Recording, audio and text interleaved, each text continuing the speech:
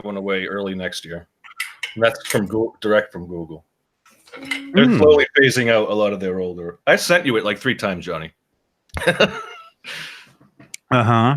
It was a full art just about Hangouts, just saying, because people were there was a lot of rumblings and stuff, but see, that's why I wanted to I didn't want to pause it on myself there, but I know I paused mine on Dave looking down. Anything but my mug. Yeah, mine paused on Dave looking straight down. I don't think anyone wants to hear the latest Hangout news anyway. So it's all good, people. Wow. But oh my gosh, what's going on? Well, yeah, we were talking about some of the YouTubers that have given or have stolen some material throughout the years, and not cool, and people not getting credit for it. Mm-hmm. You got the link, right? Do you want me to play it, or what do you want me to do with it? In the Discord? Oh, well, yeah, it's in the Discord. Well, no, don't play it. No. Hey, Steve Carmichael. Hey, everybody. It's 9:21 p.m. Straturday Night Live. That's right. June 22nd, 2019. Guitar Collector 12's in here. Alex Radford. Dude, I added you on Facebook, man. Good to see you. Brett, James Orcutt. Always good Brett, to see you, James. Not Brent. Brett, not Brent. What did I say? Brent? No, I said Brent earlier.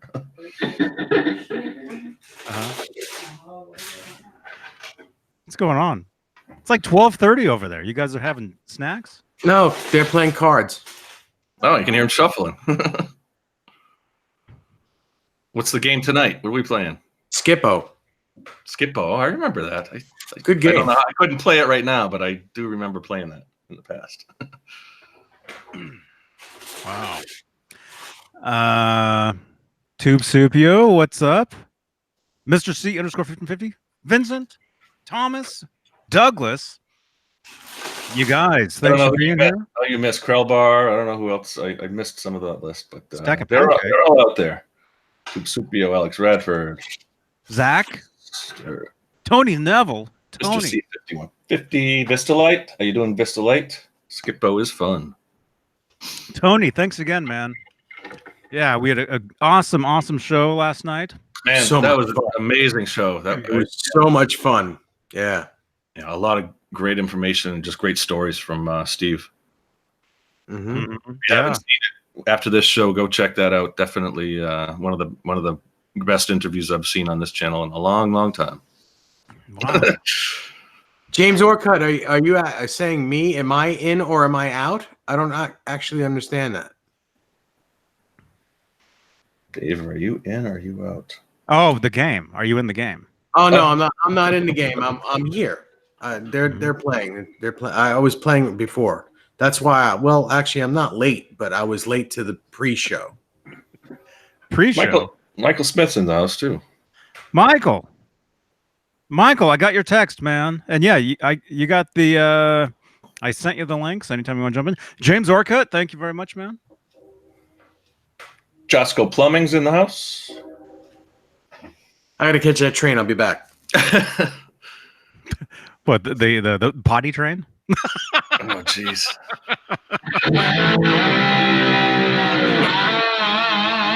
Dave, what do you got there? That sounds that sounded almost that almost sounded good enough, man. Yeah, oh, wait, that's not the right song. Wait, no. Sit Up. Is that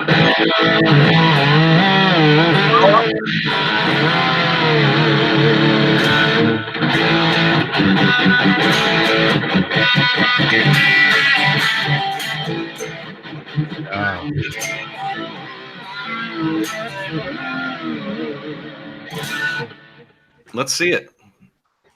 Very cool. There it is. There we go. Let's present. Yeah. Wait a minute. James Orcutt, dude. Thank you, James. Thank you very much, man.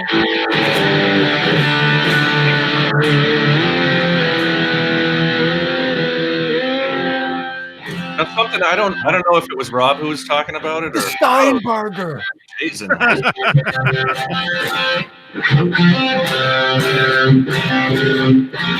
Wow. No. Not the note for note. No. I didn't do it note for note. Make some mistakes. Yeah.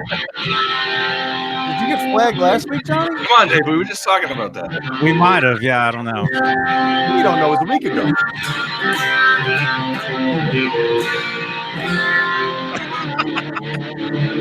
Man, that's sound quality though, man. Oh.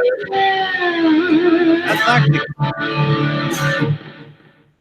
Jeez. Oh my god. Man, when you played the chord and then did the bar, I mean, there's not many cooler sounds than that, man. You know. Let's see if it's still in tune. Hang on. Let's play an E chord.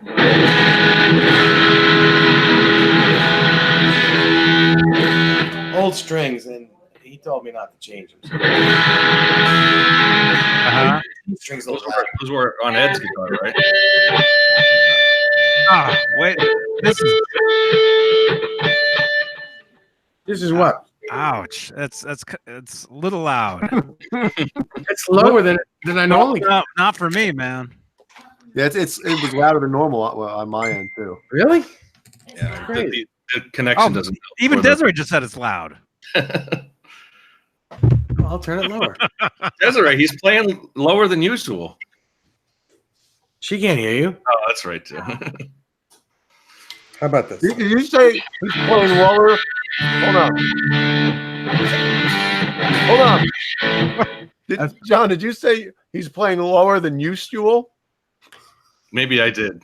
I don't. I Usual. love that word. Usual. Usual.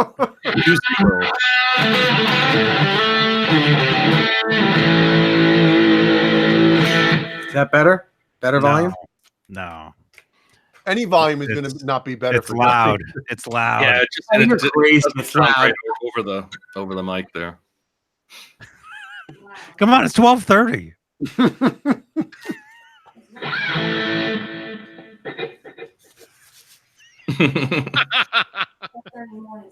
Show off the Steinberger. What else? Is that yours, Dave? Sure, the shit. No, it's not mine. It's Rob Johnson's. If you lock the door, it's yours. I don't know if it was Rob or who was talking about it earlier.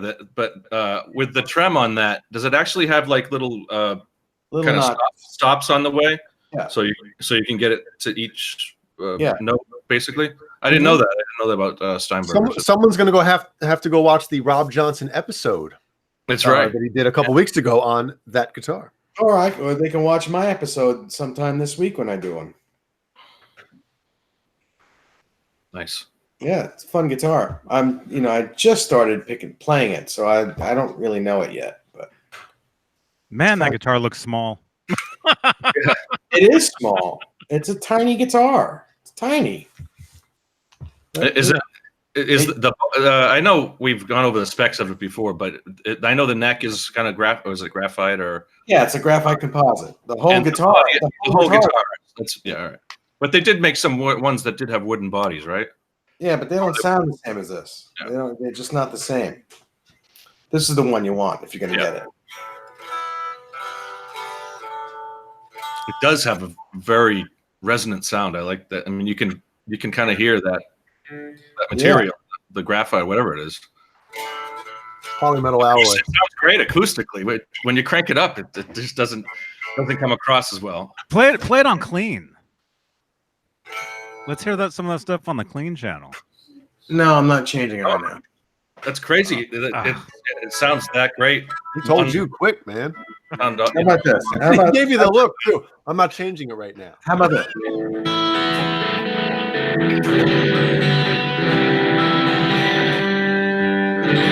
Better turn down. It's just kind of garbled. Mm-hmm. Dave, it really doesn't sound good over this stream. It does sound good if you turn the volume up. It just sounds like just a bunch of noise. Okay. Doesn't do your playing justice. That's what he's saying. Yeah, that's exactly what I'm saying. Uh-huh. You're just jealous. Uh-huh. I'm jealous. It's still strange to me how Eddie didn't go with Steinberger. You know. Well, it's not really his bag. You still played it. It's not. Yeah, it's not his bag. It's part of his bag, but it's not his bag. No, but what I'm saying is it's not like they wouldn't be able to make him a normal guitar with a Floyd Rose. You know what I mean? But I don't think regular model guitar, Strat style guitar, and also, I mean, if that's what it takes to get Eddie Van Halen. Well, it apparently they didn't do what it takes to get Eddie Van Halen because every guitar they gave him had a trans trem on it. Didn't have, and none of the guitars they gave him. In the long run, they got him anyway. Not well, I guess not as an endorsee so much, but they got him to. I mean, a lot of the stuff in the late '80s, it was him playing the Steinberger. Yeah. Mm-hmm. But did he actually have? I mean, he did have an endorsement with them, or did he not? No, there was talk of it. He was going to go with them and decided not to. Hey Vince, how you doing? Yeah, man, Steinberger. It's not mine. It's on loan, but it's very cool. It's not mine yet. No, Rob would never part with this guitar. I don't think I have a guitar here to trade for it that he'd be interested in for this guitar. Nor would I want to trade anything for it. Hard to come by. Is he there right now? No, he's not here. He lent it to me for a few weeks. I saw him on. He's at Pete's. He is. He's at Pete's. he's on the couch. He's on the couch. He's at Pete's. All right. We were all at Pete's, man. It was a great party. It was a really awesome party. I want to hear about it. Pete is blistered like out of his mind right now. He was like at 3:00 he was done, like toast. At 3:00 he was at least 10 beers in. Damn. When we left him, he was a zombie. When you left him in the backyard laying face down. We left around 9:30, and I mean, the party was a blast. It was great, but he was absolute, like he didn't even know his name. It was that bad. It was just, but he's not a mean drunk. He's just like, he's just like chill. He was chill the whole time. Like it looked, when he was walking, it looked like he was just floating.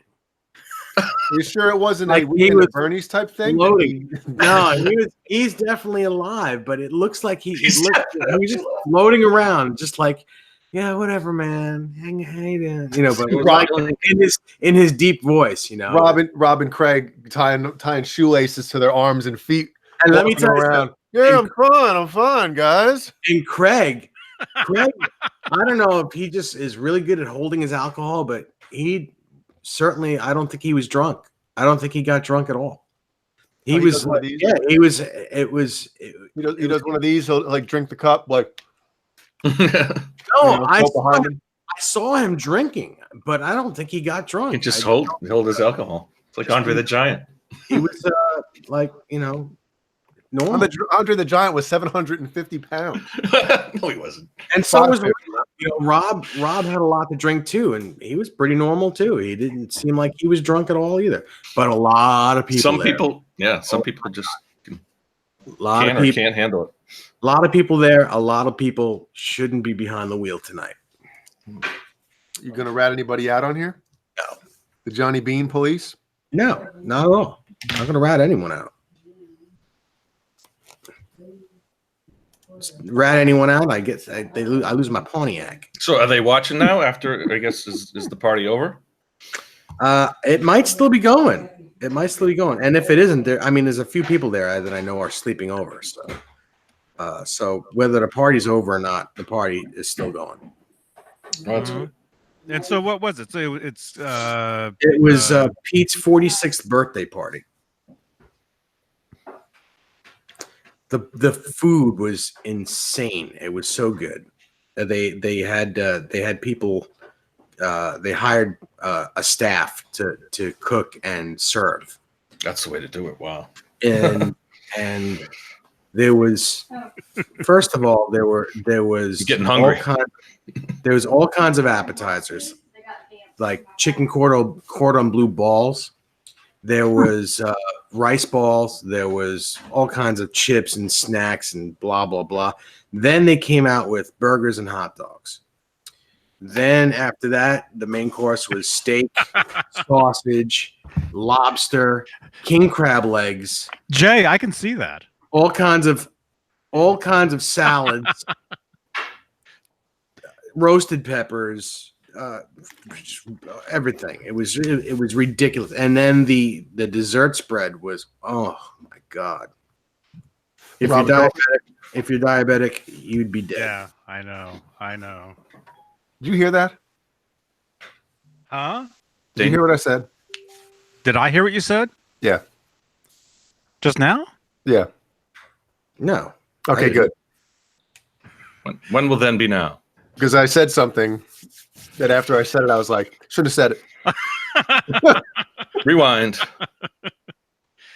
I'm sure someone on the replay will hear it. I hope not.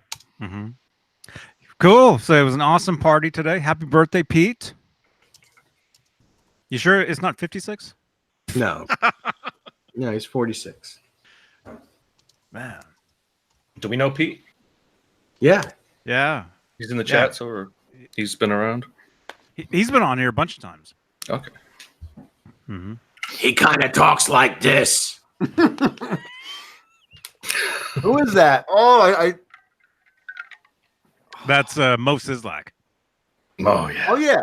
Oh, yeah. Or Harvey Firestein. What's wrong with me? How did I not know that or remember it? Wow. Well, anyway, the party was a blast, and we all had a great time. Desiree and her dad went with it was just, and everyone loved her dad. Everybody, it was very cool. There was they have a pool, a big in-ground pool there. We all, the musicians went down and played really loud guitar. Some of it was drunk guitar. Best kind. It was fun. It was fun. And it was all Van Halen, huh? Pretty much. What was that hat you had on, man? It was a Matchco Tools hat that was striped. That Johnny has one as well, and so does Rob Johnson. We all got one a few years back by one of our friends sent them to us. Somebody mailed them to us. Yeah. Unfortunately, I don't remember who it was, but Van Halen sued Matchco for that. So we're some of the only people that have that hat. Just three made. You guys got them. I'm sure there are more of them, but not much. No, nobody else has them. You don't have one. You don't have one. No, I don't. John BL doesn't have one. I don't. Yes, Todd Graff, I'm assuming, went back and tried to find what I said or hear what I said. Yes, It was garbled. Yeah, okay. Yes. Jay's all right. I'm saved. Well, I'm not going to get beat up. since we were talking about sound bites, and Mancuda was talking about them the other day, and you guys were talking about that's beautiful. I will turn it down right now. Really? You had to put it right on. You had to put it on me for that. Oh, that's very funny. What's wrong with you? what? Really? Oh, now I get it. Now I get it. Recording me now? That's real bitching, actually. That's real bitching, actually. I'm wondering how far I should go with these. How far? Yeah. What can you make me say? Squeeze your balls when you're watching us. What the hell was that? Oh, I'm What was fogging that? up again already. Look at that. Dave, did you say that? I don't squeeze your balls when you're watching us. I didn't say that tonight. Oh my God, Dave. I was just. What else does he have? Well, I don't want to bring the show down. The Johnny Beane soundboard. Yeah. Frankly, I don't think I want to give you Oh, permission my God. to use my voice. Listen to all those. Just say the word, Dave. You got it, man. I want to hear. Do you have anything from I me? don't have any of Jay. The one that I pulled the sound bites from was just Mancuda. Let me see. I only have the one from Mancuda. What do you think it is? Oh, I had to call out. I had to call out for that episode, of course. Yeah, I was able to quickly download one episode, but I'll have some more. We'll get more later on down the line. But. Cats, dogs. Mm-hmm. But I'll try Mhm. and I'll That's right. Wow. So we Keep got it cool. we got the official sound machine going now. That's That's awesome, right. The man. Johnny Beane sound machine. So Josephus mode. Whoa. Yeah. You a rowdy bunch of motherfuckers! sorry, I played that twice. Oh, Yeah. Bad enough once. Us Festival, huh?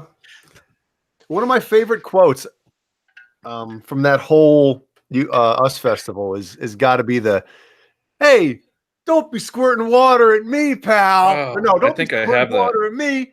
I'm gonna F your girlfriend, pal. You know, he said that every show on that tour. If Well, I that's don't one have guy. that, I meant to get that.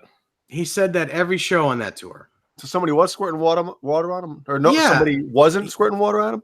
No, not always. Look at all the people here tonight!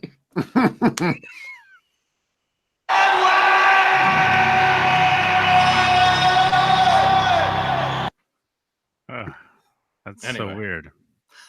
You got to take the sounds from the Tokyo Dome when Dave's voice cracks two times. I Oh think, man, I'm not taking of anything the from that. when he's announcing Edward Banner Halen. Yeah, we'll leave that alone. Hey, Steve. But yeah, Good to see you, man. I found a good little soundbite app. So I used that. And in the meantime, I also found another new sound machine too. So I saw that on Amazon actually last night. instant audience.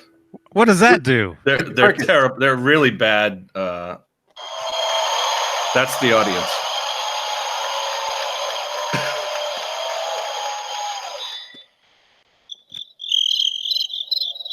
That We one's need good. that. We Yeah. need that button for when someone says That one's something good. stupid on here.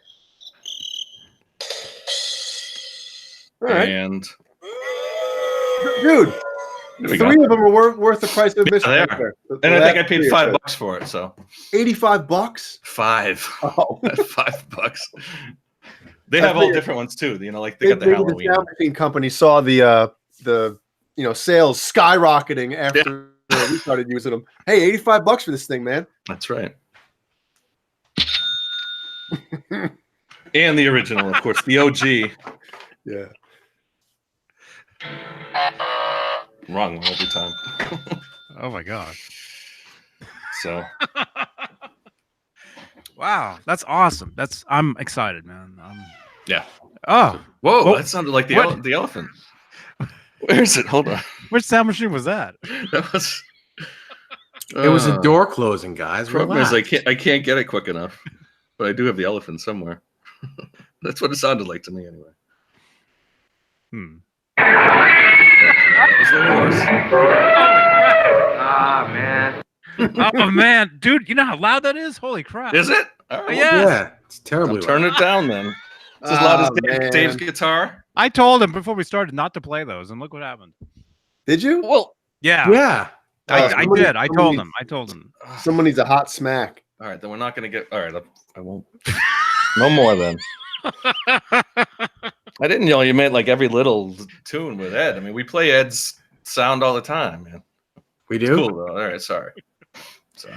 No more. Tony Devil. Hey, Tony, man. Hey, Johnny, what's the guitar on the stand behind me? That is the David Ennis Stratocaster. If it was an Ibanez, it would be a DE1. Or no, it would be a DEM1, right? Mm. Yeah. What's the DEM? David Ennis model, right? That's Oh. what M stands for in all those old Ibanez, like the PGM1, the JPM1. Mm-hmm. Mm-hmm. Mr. C _1550. You paid $80 for the Van Halen Looney Tunes CDs? Wow. Back before Napster. So you're saying like when did those come out? I remember getting those CDs in like 1998. The Looney Tunes. That wasn't the one. That wasn't the. Which was it? The Van Halen mailing list. Didn't they put together like a compilation of a bunch of the live stuff? It wasn't that one though, right? It was another one. I remember that stuff. Huh?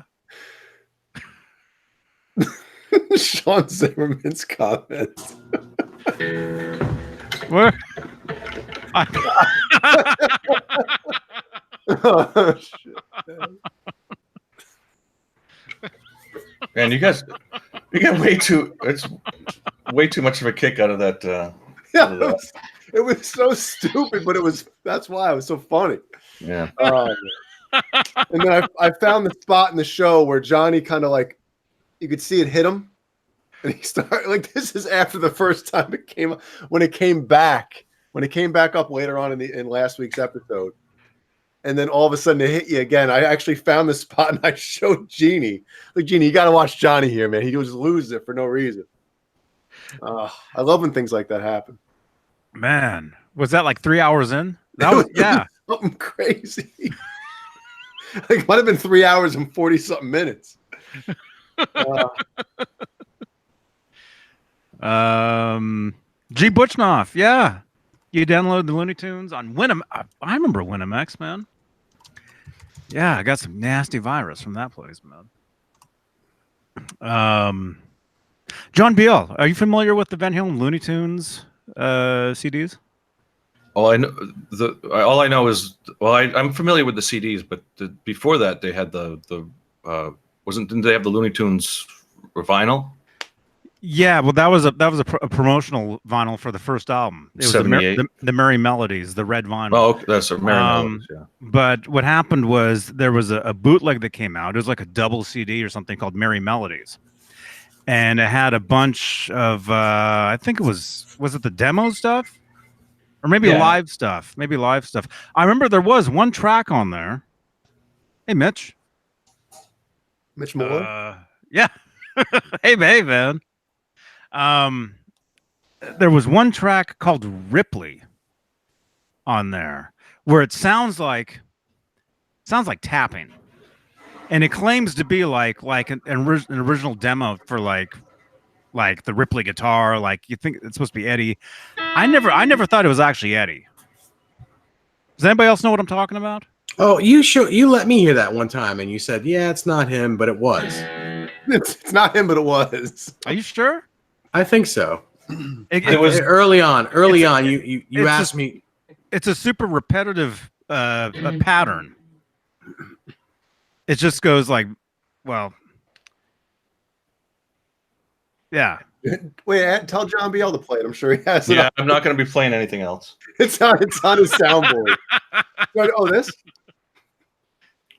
I don't know, but I know they've released a lot of those, the Complete Zero, and a lot of those compilations. And that who's making that? That's you. That's me.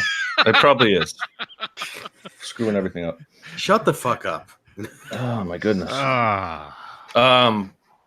What was I saying? He was kidding. Yeah, I was.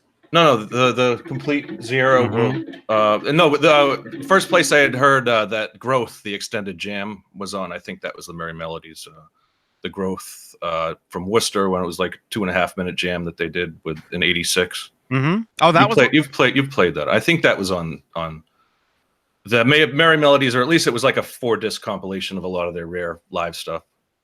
Yeah. I know.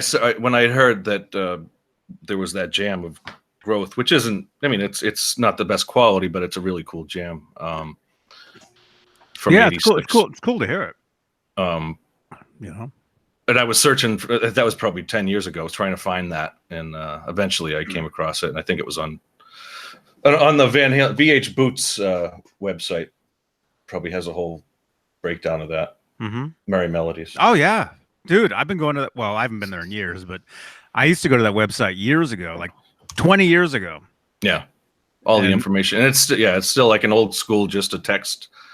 Website.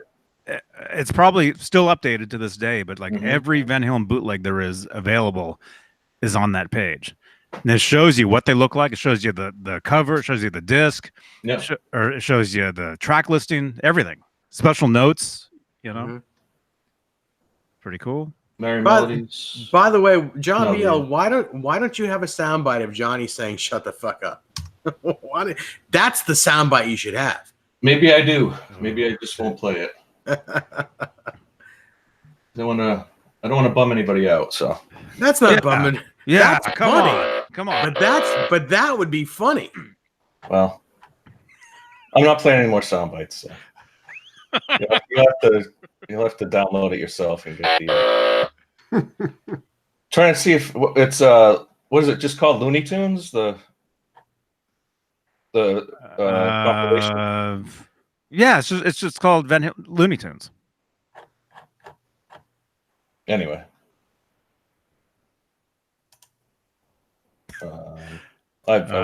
Crickets. I don't know. Yeah, crickets. Wow. There's 65 people watching right now. I know. Holy crap! All right, what do we got? Any good questions? Let's get to the Questions? in the Complaints. chat? Well, let's just remind ourselves how awesome yesterday's Friday night show was. Let's just great, remind ourselves how great it was. The show was amazing. That was It was so good. I watched it again today. Do you want to say how you guys were able to get him on the show? I don't know. I'm just asking. I don't know if you want to say or if you just. yeah, we Tony said, Neville looked this up, right? we said our friend Tony. Oh, okay. Tony, yeah. Tony has been super awesome. He's a guitar pick collector. He went and found a Jay Hannon and Oh, wow. one of my guitar picks on eBay. He bought them. He made a special video showing them off, which I posted on the community tab right here on the channel. And then he's like, hey Johnny, do you know who Steve Rosen is? You know, he's a friend of mine. I'm like, are you kidding? I'm like, dude, I grew up all over, you know, reading these guys' articles. I mean, for you know, I mean, all this stuff. I mean, we showed this yesterday. Yeah. You know, actually, here they talk about the look. There's a picture of him drilling out the Neptune. Right Well, it's a picture of him at the bench.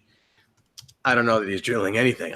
Yeah. Hey guys, take a picture real quick. Make it look like I'm doing this. Yeah, that's I think exactly what happened. But anyway, yeah, Tony's like, hey, do you know this dude? I'm like, yeah, of course I know who he is. So he gives me his info. You know, we emailed. You know, it happened real quick. You know, we emailed back and forth. Yeah, I wasn't expecting that. only over like a couple days, but it was like, yeah, you know, and yeah, he doesn't do like the video thing, and so that's why we did it audio only. Why it was just like over the It phone. seemed to work out pretty good. Yeah, we had to figure that out. Actually, Dave and Desiree and I did a test earlier in that day of how we could get the phone, how we could get to where, because he naturally anybody on the phone would be able to hear me, I'd be able to hear them, and anybody else would be able to hear them. The trick was getting them to hear everybody else, Right. and so that's why I'm not wearing earphones yesterday, because I'm blasting this monitor right towards the phone. I've got a monitor right here, studio monitor. Oh, that's Yeah. how you did it? That's what I figured. You didn't how have I the did it. headphones. I had the phone just right in front of the speaker here. I thought you had something, you know, plugged was into your turned- mixer or something. No, But you had his feed going right into the board, Yeah. right? yeah, the phone was plugged into my mixer. Okay. The cable's right here. It's just not quite long. Like you can't see it. But yeah, I had the phone plugged into the mixer, and then for him to be able to hear you guys, I had the phone sitting right here, and I had that monitor just blasting the phone. Wow. But it turned out great. It did. I mean, it was fine. Yeah, it seemed flawless. Yeah. So anyway, Yeah, Yeah. he was bringing back a lot of memories of the interviews that he was, that he had with Ed and other people too. I mean, I've read so many of those Man. interviews. I didn't even realize it. That Led Zeppelin story was there's so many. The Zeppelin story, the Yngwie. Yeah, those were good, man. It's crazy. Yep. Man. But yeah, but he's a huge guitar pick collector. Oh, that's right too. He was got an eBay group that or a site that he does. He has an eBay store. Collecting from all different people, or is it? Yeah, I know because he was talking about the picks that he couldn't identify because they were all the early rock star picks that didn't have any logo on them or anything. Like before they did imprinted picks. Right. Yeah. Yeah. Actually, Nightbot still has the links to his eBay store, so you guys check it out. His Instagram. And that was crazy, man. Well, speaking of last night's show, I don't know if I said it at the very end or when we got off the air, but I think every episode, except for maybe the first two, like the first two times I was on, it literally went like lickety split. Like, oh, hey, Johnny and Dave, nice to meet you.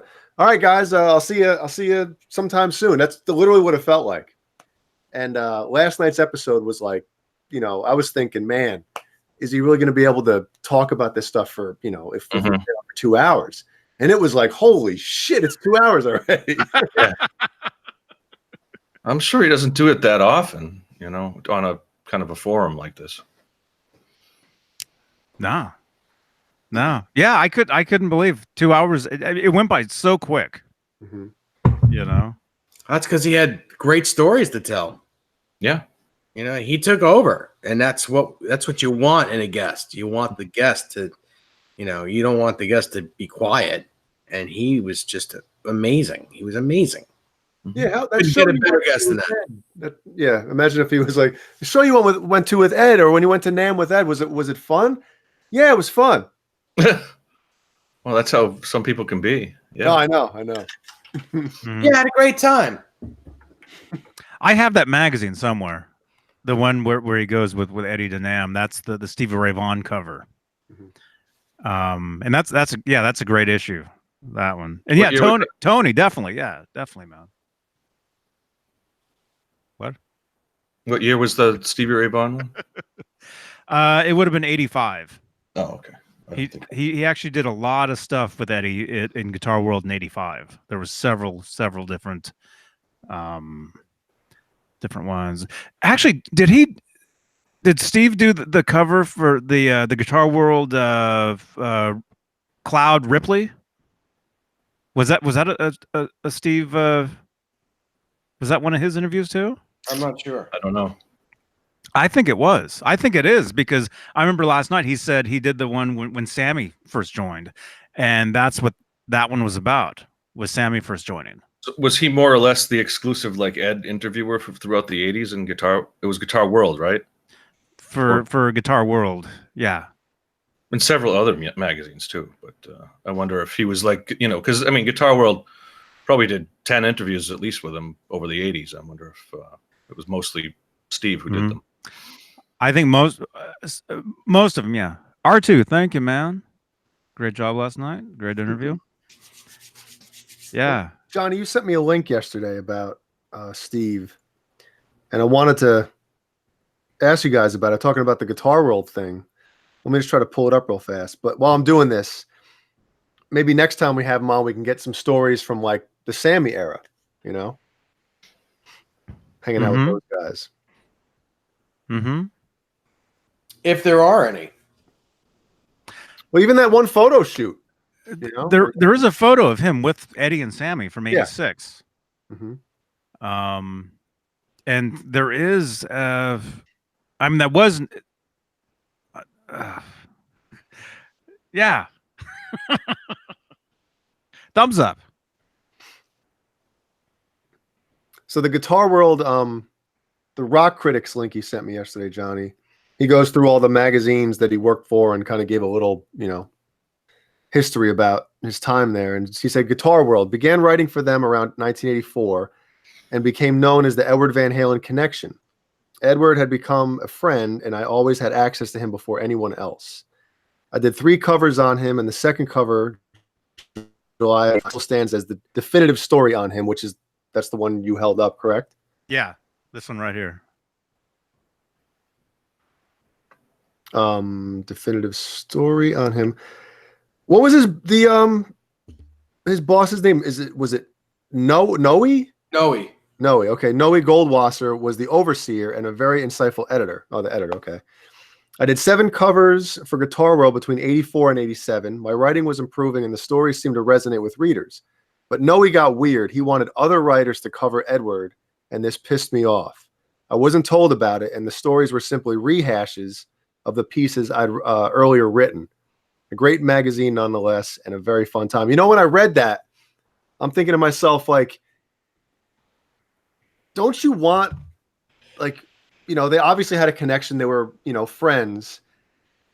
And Eddie obviously felt comfortable with telling him stuff and knowing, like, you know, if I told this guy this before, I'm not going to tell him again. And he's not going to ask the same questions.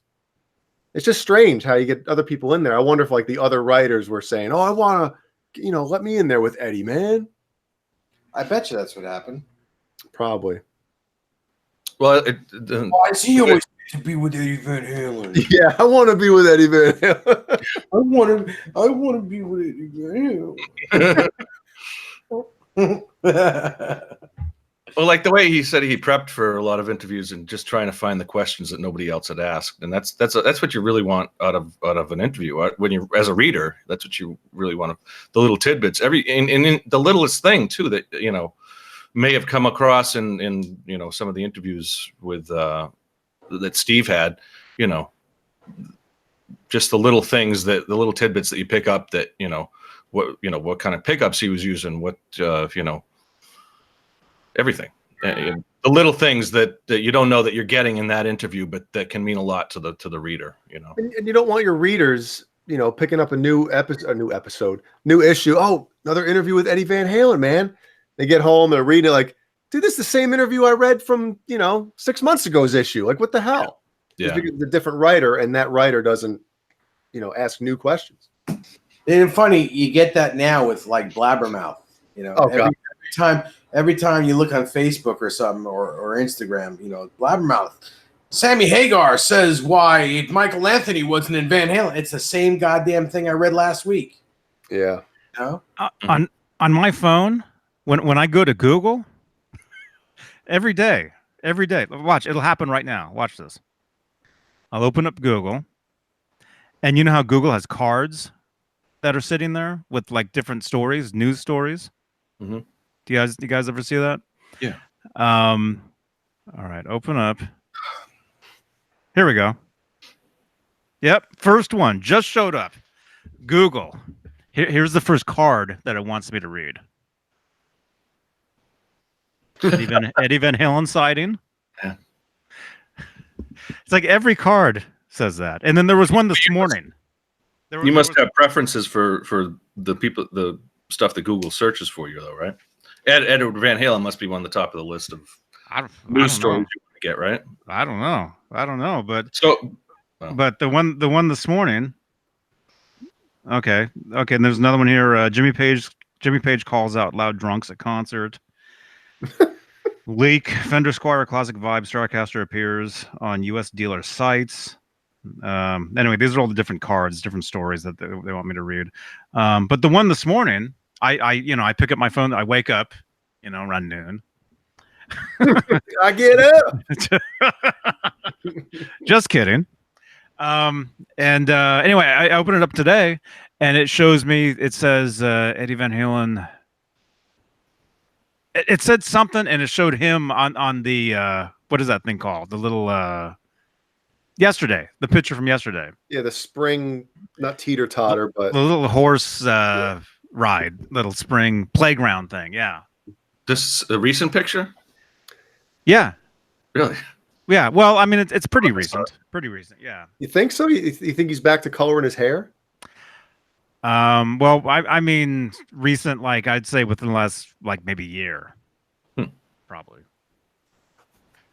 I mean, I don't know if it was from yesterday, you know, because people were saying, "Oh, that coat looks too heavy," and you can see leaves on the Isn't ground. it weird how It doesn't look like speculation summer. is just- you We're know? all crazy.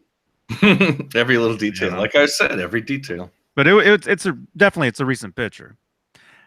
And so I went and I posted on his thing.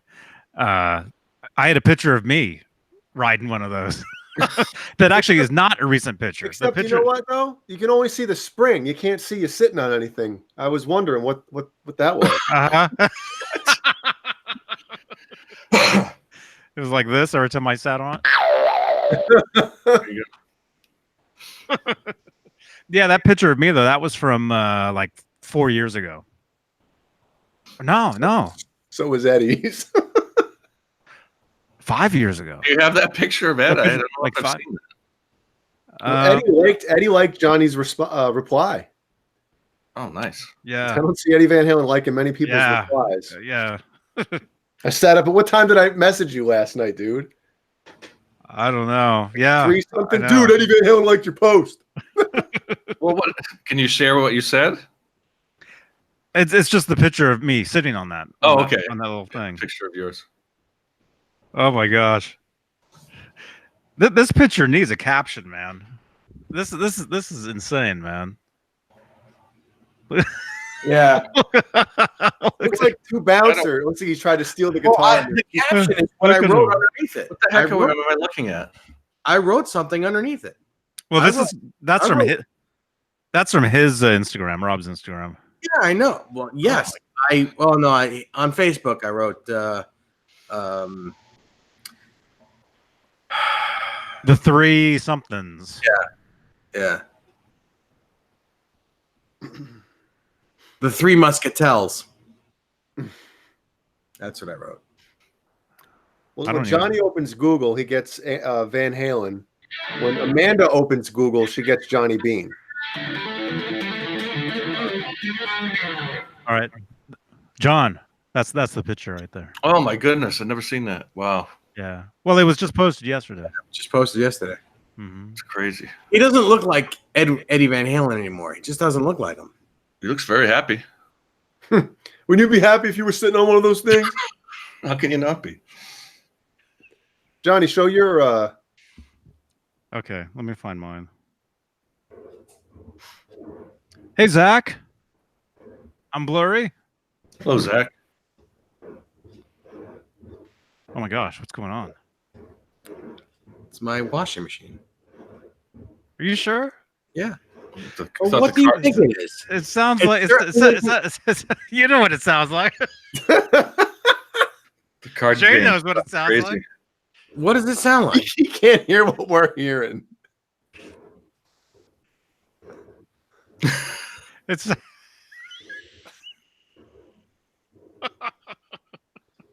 It's the circular thing. the circular. You mean this one? You guys are a bunch of dicks. Huh? Johnny No, that's what it sounds like. Okay, here's me. There's me from 2013, I think it is. So, do you think he was copying you? Hold on, John. Hold on one sec. Yeah, but Johnny does look like a little boy on that. He does. Take a picture, quick. It's stuck up my butt. Oh my gosh.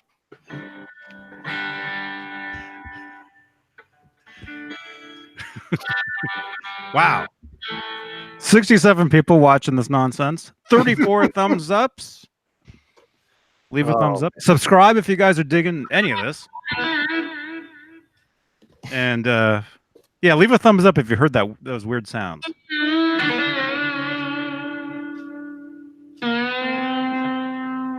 Zach, yeah, that's something we were going to talk about too. What? The Gibson thing. Yeah. Not only the Gibson thing. What about the David Gilmour? Yep. I heard a little bit about that. I guess it's my turn, huh? Should I eat another donut? Uh-huh. Mm. Well, let us know in the chat. Let us know in the chat. Do you think the Gilmour guitar is worth that much? Dave, what's the saying? Yeah, it's worth whatever someone's willing to pay for it. So what was it? Was Are we talking about the white Strat with the serial number 0001? the Wish You Were Here guitar? Or are you talking about the black Strat that went for almost $4 million? Yes. Oh my gosh. Yeah, The man. black Strat, The only which, one hang on, it's a 1969 body, and it's a 1980s American vintage reissue neck. Ooh. Yeah. The original neck from that guitar was wasted years and years and years ago. So he replaced it with a American reissue. Are you Fender sure Strat. that's what they sold? They didn't sell it with the original that he probably had stored away somewhere? No, they sold it as is, the way he played it. Man. Wow.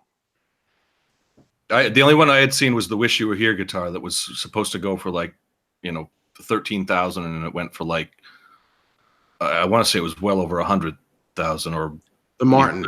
I don't know. Huh? The Martin 12 string. Yeah. I guess the intro to Wish You Were Here. The Martin 12 string guitar. Yeah. I don't know why they wouldn't think that those would all go for hundreds of thousands. I mean, especially if you played it on a song like Wish You Were Here or Dark Side of the Moon or I'm not a Pink Floyd fan. That's a To problem. me, to me, those guitars are. I mean, they're cool. It's cool, but Well, of course, if you're not a Pink Floyd fan, it's not going to, especially when they're just, they're nothing as far as the guitar. It's not like Eddie Van Halen. Like if you're not an Eddie Van Halen or Van Halen fan, there's people that still look at that guitar and be like, that's a cool ass guitar. Mhm. Yeah. well, Van Halen changed the guitar forever. Did Gilmore really do anything about, like, as far as like the guitar, as far as style or what do you call it? I would. What's the word? Yeah, let me tell you something. Gilmore, You want to get into it? he wrote more hits than Van Halen ever has. Yeah. It doesn't matter. And I would argue that he did But have his own style. not on that guitar though. I'm just talking. I think Johnny's kind of saying about just, did he do anything near what Van Halen or what Eddie Van Halen did for the instrument and for, I don't think like David Gilmour, obviously, he influenced a booty load, but I'm saying as far as like revolutionizing. No, he did not. He didn't, and no one did since Hendrix. I mean, you can't even say that Clapton did. Hendrix, it was the Beatles, Hendrix, then Van Halen. And, now I dare you to, I defy you to say someone else did it after Van Halen. Taylor Swift. I think he kind of, one thing that you can kind of credit him with, I mean, and he said he didn't invent it, but I mean, the mood, kind of like creating a mood and writing in that style where like Dark Side of the Moon creates a mood, and even the stuff before that, like metal and stuff, would create a mood, and that kind of psychedelic mood music. I guess that's what I'd call it. And I think they were, especially in the Syd Barrett years, and before, up until Dark Side of the Moon, they really had that kind of psychedelic mood music. Where they would use effects, and he was, an early pioneer of a lot of effects and studio techniques and stuff like that, as well as and he wasn't the originator of it by any means, but he took it in his own direction. And I think he popularized it, and they really made it if we're theirs. talking about like the not just the guitar effects. I mean, I'm sure you kind of are. Well, like studio techniques and stuff like that, even. I don't know. I don't know if Gilmour was as involved as what's his name, man?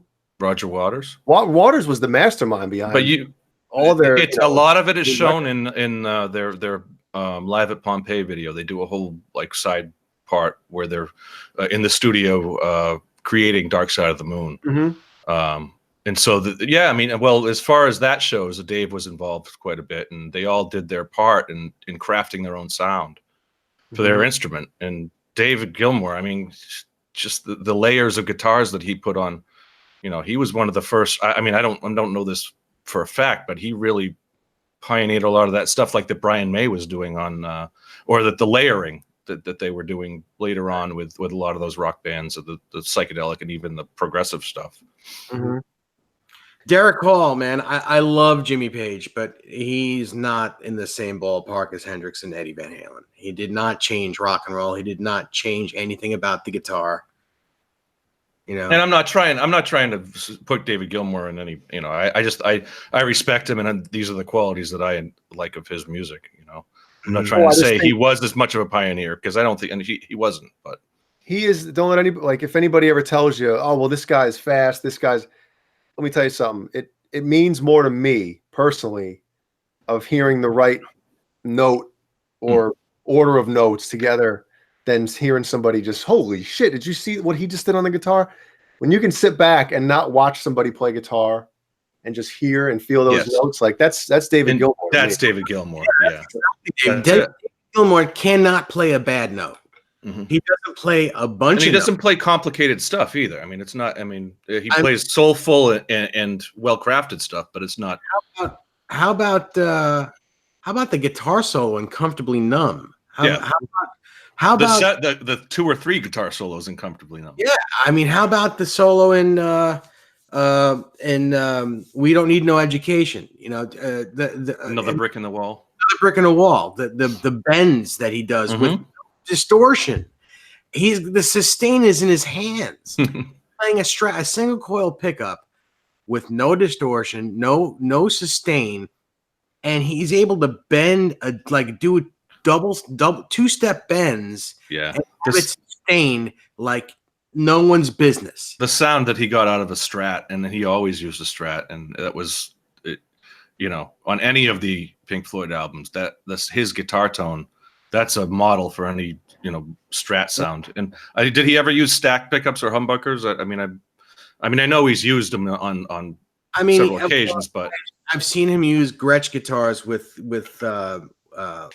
their version of humbuckers. But when he uses a Strat, it's all the single coils, right? They were mostly EMG pickups, especially in the 80s. All his Strats had EMGs in it. Mm-hmm. So they were a bit ballsier sounding than a regular Strat, but it was still a Strat pickup. You know? It was still a single coil, right? Yeah. Josco Plumbing, again, I love Steve Vai, and his designs on the Gem guitar has not changed guitar at all. It didn't change music the way Hendrix did and Eddie Van Halen did.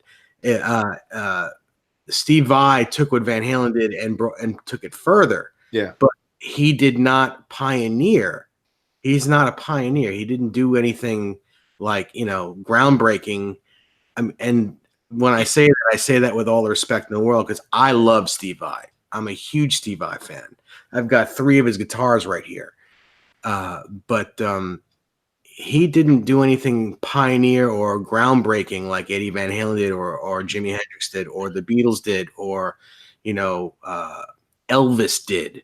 You know, you can even put Elvis in there because, I mean, he was the first white man to take the black man's music and make it popular in our in civilization, you know, in our it's just what it is. Elvis is one of the few where you can just say Elvis. Yeah. You can say his first name. Everybody knows who that is. First name: Madonna, Elvis, Sting, Prince, you know. Johnny. Edward. Well, yeah, Eddie. I like JJ's House of Jams comment. The 7-string changed heavy music forever. I love. There's a couple interviews where Steve Vai talks about that. He's like, you know, the 7-string guitar, and you know, and he's like, I'm driving down the road one day, and all of a sudden I hear this music just come on the radio, and it's just like, and he goes, from the second I heard it, I knew it was a 7-string. I knew it wasn't a guitar tuned down. He goes, I knew it was one of my guitars, one of my Universe guitars. Yeah, but I had to pull off the road. Josco says he thought that Vai came up with the 7-string. 7-string guitar has been around for almost a century. There were classical guitar players using 7-string nylon string guitars, jazz guitar players. Yeah, that's been around. It's just that Vai, you know, figured out a way to play rock and roll with it. You know, that's what Vai did, but he didn't come up with that, and he even says it. He says he didn't come up with it. So how do you know when you hear a 7-string? What gives it away? Well, nowadays I think it's a little more difficult because so many bands, especially heavy bands, are tuning down, drop C, drop A tuning, it's crazy. So Would it be maybe you're hearing a guitar that's in standard tuning, but you're hearing chords that are lower? Yeah, because you hear a low B where you wouldn't normally hear it, even if the B would be open, D would be on the third fret of the seventh string. So you can just make believe this E string is a B string. You put your thing there and you play a D chord, and it's a big it sounds like you have a D tuner with a D, but you have an extra note in there somewhere that's also low. It's crazy. You can hear the difference between a 6-string with the E tuned to D or a 7-string with all 7 strings ringing. You can hear the difference. And you can do lower, like say power chords. Yeah. All the way, almost like doing a power chord on the low, on the high B and E, but you can do the low version of that as well. Yeah, absolutely. Right? Yeah, like an F. You can do a super low. Right? No. Well, B is going to be the lowest you're going to go. What's after that? B sharp. That would be C. You could do a B sharp chord. That would be C. B, C, C sharp, D. Oh Lord, that's actually something I was thinking about earlier in the week. Is when you. My finger did that. I just tapped my space bar and my mouse just happened to be on my camera. Dang. When you first started listening to music and being able to differentiate instruments, I remember, I don't remember specifically what song what music it was, but when I first started playing guitar when I was sort of like a freshman or I don't know 8th grade or so, I can remember just having a different appreciation for music and being able to hear, oh, that's the bass part, that's the rhythm guitar part, that's the guitar part. Do you guys? Do you always remember being able to kind of do that? Or I remember, as when I was younger than that, I just heard music. It was just younger than younger, face value. Well, let me listen to it at face value. Let me give it my experience from the exact opposite spectrum. I remember driving. I was probably, I don't know, 15 or something like that. Maybe I don't know, whatever it was, 14, 15. And my buddy had just got his permit, and we were driving in the car, and I don't know if we were listening to, might have been listening to like OU 812 or something. And at one point in the car ride, I said, "Man, listen to that." I don't know if I said bass line or key. I forget what the hell it was, but he was like, I can't hear the difference between the different instruments. It just sounds like one big song." And I'm like, "You can't hear the damn keyboard part separate from everything else?" And he's like, "Nah, man, you can't." I was like, "Holy shit." He couldn't hear the different instruments, I think what woke me up was when I started reading a lot of like the guitar player interviews, and even especially like I think the first Ed interviews where I read about overdubs, and that especially on the first album and the few overdubs that they did, and then going back and listening to those albums, saying, well, oh yeah, there are 2 different distinct guitar parts going on at the same time. It's not just one guitar going through the whole thing, and it's only a 4-piece, but there is an extra guitar on the recording in some cases.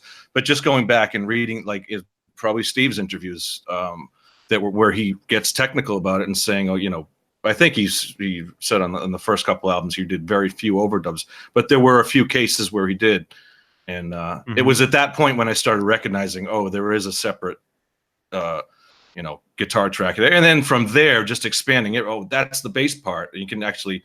Or that's the drum part, and a separate drum part. Like when I heard the Beatles song "Hey Bulldog," when it has an extra snare over it, there's just like a snare go. Anyway, I'll shut up. I was gonna say, where's the timer button?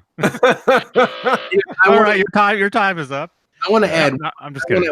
I want to add one more person to the list of people that I think changed rock and roll or rock history, and it's been said in here a couple times, and as you guys were saying it, I was thinking to myself, I'm like, wait a second, Chuck Berry, because Chuck Berry really, before Hendrix, started guitar rock, really.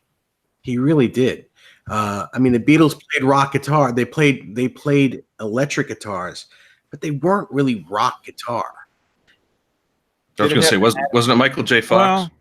Well, No. I think with the Beatles, I think it was rock guitar. But Yeah, but It was electric. I think just a guitar plugged into an amp is a rock guitar back then. Yeah, but the way Chuck Berry did it was like, you know, the Beatles never thought to do that. They copied him. They copied Chuck Berry. You know, Chuck Berry was like, he was the first one to really do that. You know, and in the early Beatles days, they would do covers of Chuck Berry songs. Didn't Led Zeppelin copy Chuck Berry? Everybody did. He was the first one. I think it was like 1962 or something like that. Oh, 50s. In the 50s, he was recording. Yeah, maybe 58 or 59. Yeah, 58 or 59. But Nice. I mean, you know, the whole bar chord thing, that was all Chuck Berry, you know, and it's you know, we got to stop having these conversations because we end up pissing off like 25% of the damn chat room. I'm not pissing anyone off. I'm telling you can't. You just sometimes see like, what about this guy? He, you know, and I get it. You know, everybody has kind of like their idea of who, you know, and when you hear somebody kind of not underestimate, but kind of like, you know, make it seem like they didn't do as much, you know, I'd be pissed too. Yeah, but Well, that's why you keep commenting. Idiots. Yeah. Keep saying it, man. Yeah. Absolutely. I was gonna say something too, but I forgot. Yeah, Robert Johnson. Yeah, that's who Led Zeppelin copied. Yep. Any of the pioneers on guitar, the people who were the first, who's it? In the big band era, Charlie Christian and who played with the, who was the, I can't even think of the other big, Benny Goodman and anyway, some of the big band people that were before, you know, early rock. Charlie Christian's the one that I think of. He played, I think, with Benny Goodman and pioneered like some of the first electric guitars, the first guitars that were plugged in a small big band orchestra, you know. At that time, they were like acoustic electric hybrids, like, you know. Yeah. They were like, they were built as acoustics, but they had like a pickup in them. Like this one, you know, like a Dan Electro or let's see. I mean, Wes Montgomery, George Benson, you know, George Jetson. Yeah. Les Paul. I mean, yeah, you know. Paul was an innovator. I know what I was gonna say. I would put him, you know, as far as as far as technology and stuff, I'd put him in there as another innovator before Hendrix, before Ed and all that.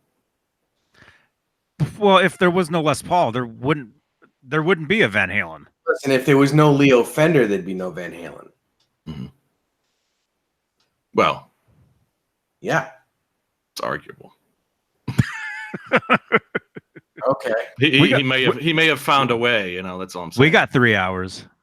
I don't see how, because I mean, his guitar was the idea between a Stratocaster and a Les Paul. But would there not have been something equivalent if those guys didn't come along? Would there not have been something close or equivalent? No, there was nothing. The closest thing to a Les Paul was that Bigsby guitar. I don't remember it. Yeah, it's in that book. It's in here.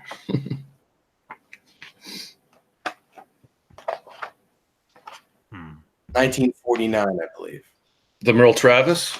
This one? Yes, that. Yep. Yeah. Oh, I like that. Of course. I like that one. Yeah, it is. It's like a Les I would Paul. play that guitar. Look at the headstock. I mean, who ripped off who? But yeah, it's got the Les Paul. That's a Les Paul Strat hybrid right there.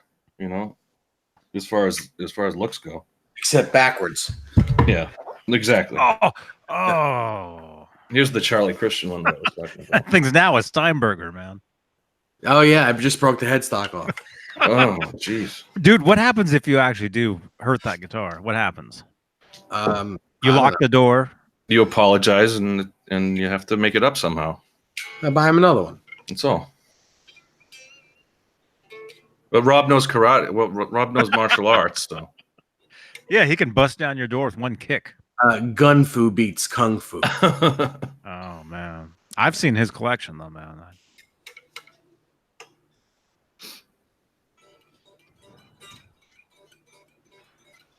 But yeah, some of the. I mean, I love talking early guitars and early innovators. That's a rabbit hole to go down sometime. You know, if you want to keep going down that one. But like I was saying, you know, the Les Paul and he's one of my favorite, you know, early tech guys and originators. Mm-hmm. Oh yeah, I think most of us, you know, if we're into the scene, if we like, you know, the EVH stuff, I think we're all Les Paul fans. Yeah, you know, of what he did, and maybe not everybody's a fan of his music. Personally, myself, I am. I mean, because if you haven't heard it, everything. It's amazing stuff for the 50s and stuff, or even the 40s and stuff. You know, the early techniques that he used.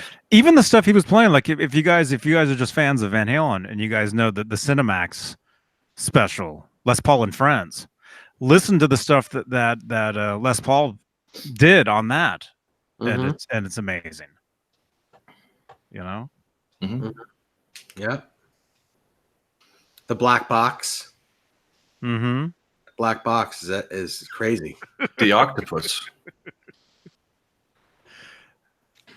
Tony Neville brings up a great name, Chet Atkins. Man, the first time I heard him, it was because my grandfather, my mother's father, kept, you know, Eddie Van Halen, Chet Atkins. I'll do one better. Jerry Reed.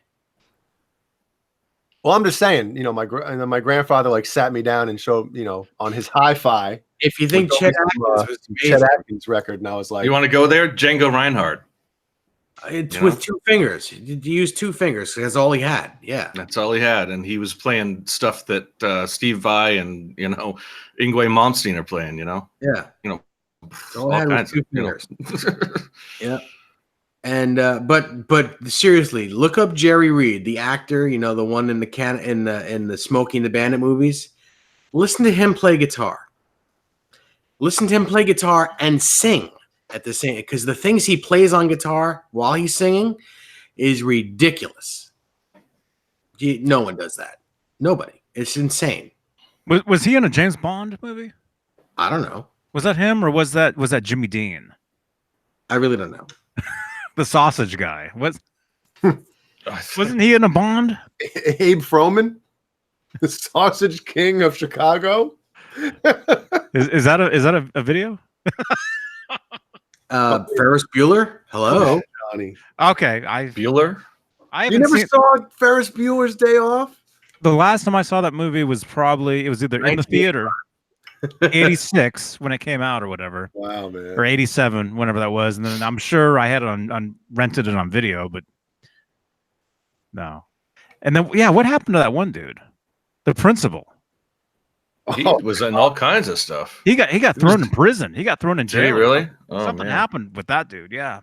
He was in a couple of music videos, wasn't he? He was in all kinds of little stuff. Could look up his. I'm not going to look up his bio. I'm not going to look up his bio. John Biel. We need another John Biel. Yeah.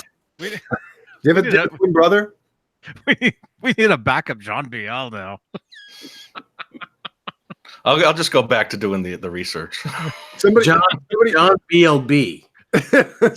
Somebody's got to, like, if somebody has a Photoshop out there, please take John's head and put it on somebody like in a NASA control room. and Johnny, and every time you say John Biel, can you look that up for us? Like, put the screenshot. Oh God, help us. John Biel 2. Yeah. 2.0. Hey guys, I'm gonna say goodnight. I'm exhausted. I don't. All right, Dave. Thanks. But thanks for having me on again. I'll see you guys on the next one. Yeah, have fun tonight. See you. Well, you too. Have a good weekend. Thanks. I'll talk to you guys soon. See you later, everyone in the chat. Bye. Oh, he's gone. Turn it off quick. Yeah, and Jay, I know, man. I know exactly, man. I don't know. But, Yeah. it's all good. Mm-hmm.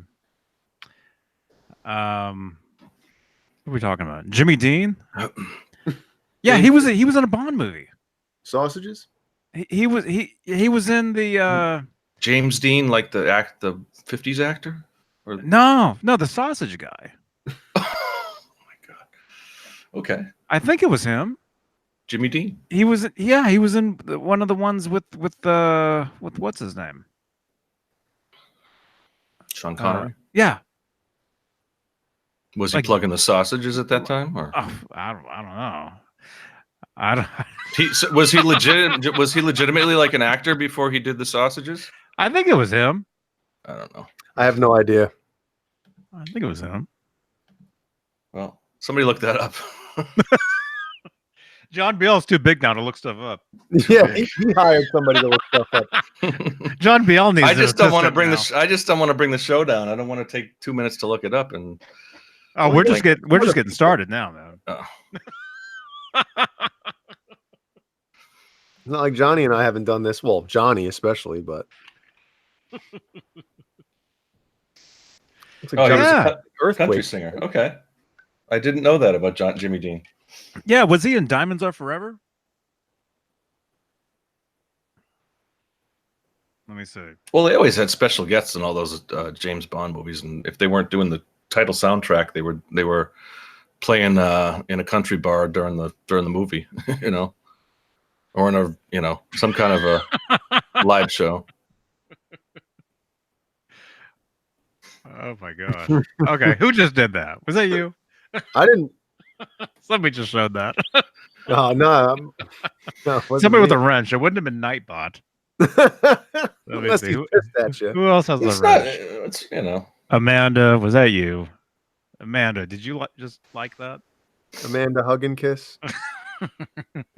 She's got to change her name on here. You and Ben using her real names, like Johnny Beane. Yeah. Is it easy to do? Can you like switch back and forth? Oh, Jeffrey Jones. That's what the guy was. He was in all kinds of stuff. He played a priest in And then the Mel Gibson movie, Patriot. The Patriot. That was the quick, the one that I could think of quickly. 9 times. Beetlejuice. Oh, what a great movie! Aren't they making a part 2? Finally. I don't go for that when they make a part 2 30 years later.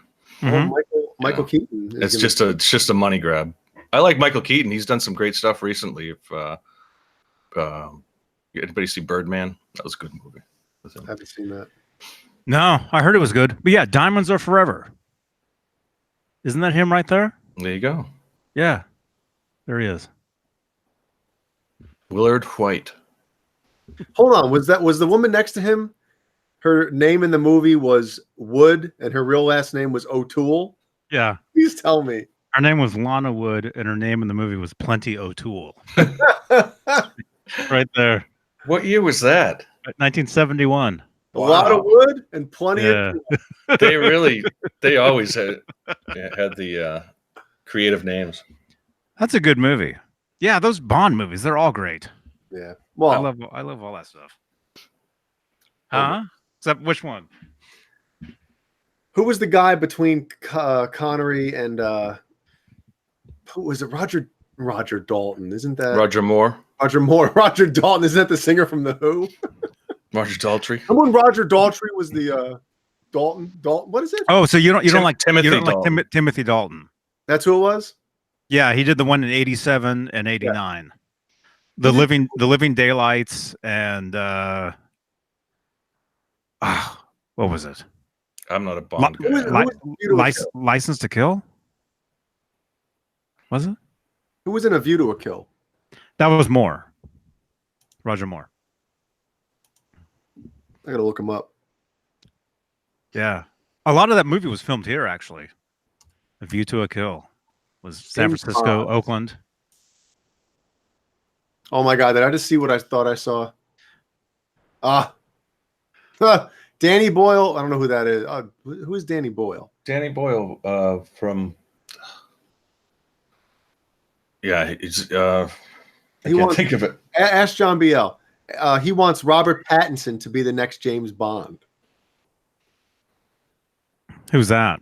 Is that the guy behind you? Yes, the guy behind me in the in the rat salad shirt.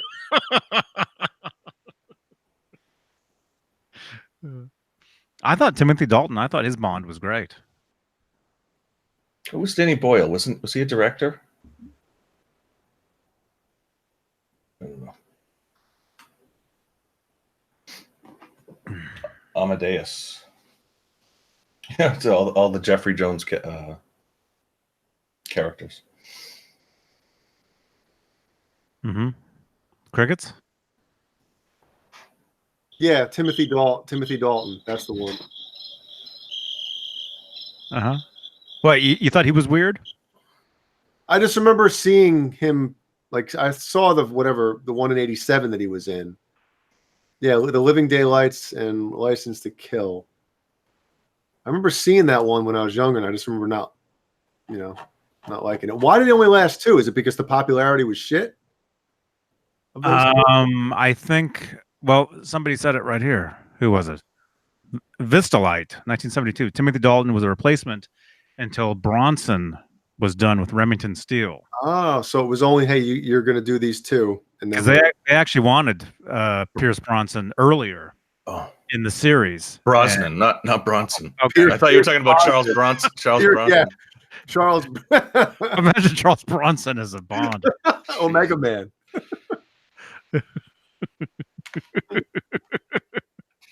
Here's Morgan. No, but the thing with is he still on Twitter? That guy? I don't know. The thing with the Timothy Dalton movies. Thank you, Amanda. They're very dark. I mean, they're actually more violent than I think any of the other movies. At least up to that point. I think they were the most violent movies. Because that was the thing at the time was like, remember RoboCop? Oh God. Remember how violent that movie was? Oh. So those 2 Bond movies came out during the same period and they have the same kind of intensity. I know I remember when I was a kid, I mean, I might be 29 now, but I remember when I was a kid watching RoboCop in the theater for the first time, or watching it on HBO or video or whatever. And I would just get this sick feeling watching that movie. Yeah, I wouldn't want to I wouldn't want to go. What? I wouldn't want to go outside because it just gives you this feeling of just like violence and does that make sense? Like Rambo and Predator was, that's the 80s score, Well, you were talking. That stuff is more fantasy than the Bond stuff. The Bond stuff is more aside from the watches and all the weird stuff. Those were the ones that like the blood and gore, that especially Rambo, like when not the first one, but like when the second one, it was all like the Stallone movies were. Mm-hmm. Yeah, Aha did the Living Daylight song. That's right. I've got the soundtrack to all the Bond movies. Frank Corcoran. Frank, what's up, man? Remember the scene in RoboCop, the first one as well? Not obviously when RoboCop, when he's human in the first scene of the movie, which that's the one you're talking about. That's like, you watch that now and you realize that was like just an R-rated movie back then.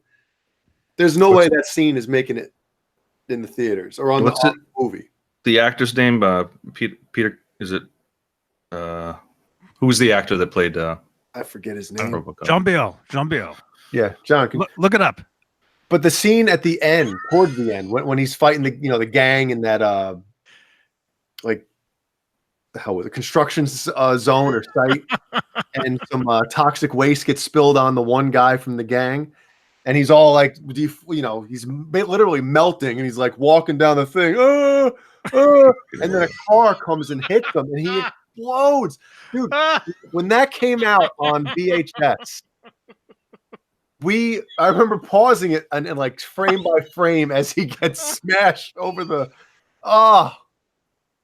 And with the 80s special effects too, Yeah, it's just disgusting. It was disgusting. Yeah, I know.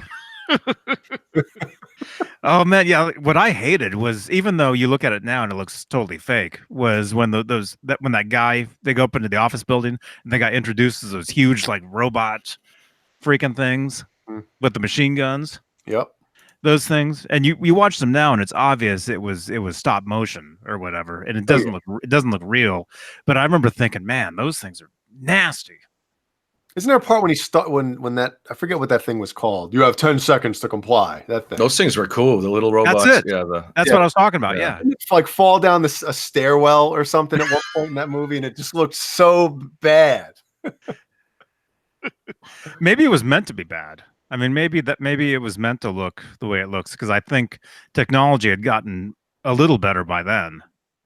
I mean, the Tauntaun looks more real than that, but it was the same. It was the same thing. I was watching Adam Savage doing the taunt. That came out wrong. Yeah, it did. No, Adam Savage has showing off a Tauntaun model that he just got, like a one of a kind. You were talking about the Tauntaun, so it was cool. Go on to check it. Revenge of the Tauntauns.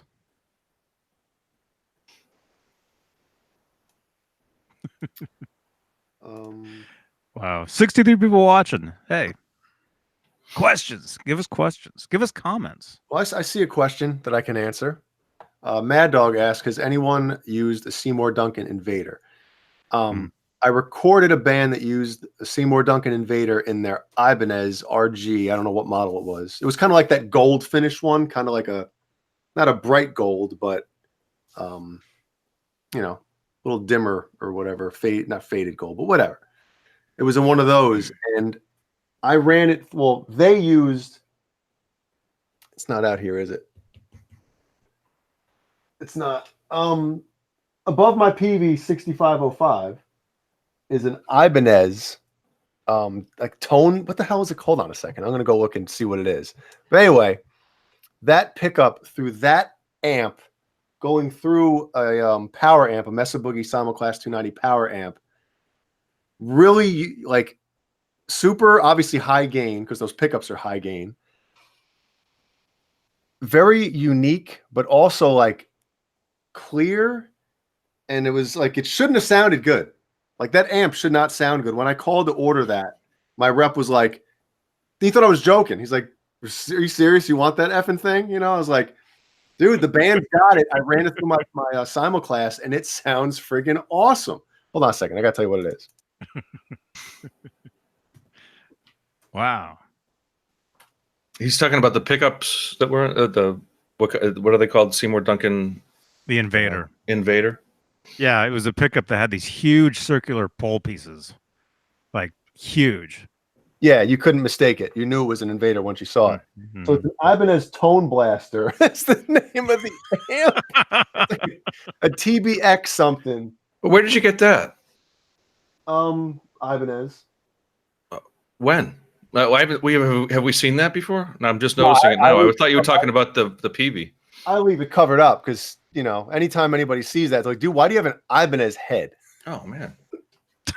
Well, it's, If you just run that, because it's a solid state amp, but if you just run that like directly into a cab, it's super digital sounding. It doesn't sound good. But for some reason with those, yes, they're ceramic pulp.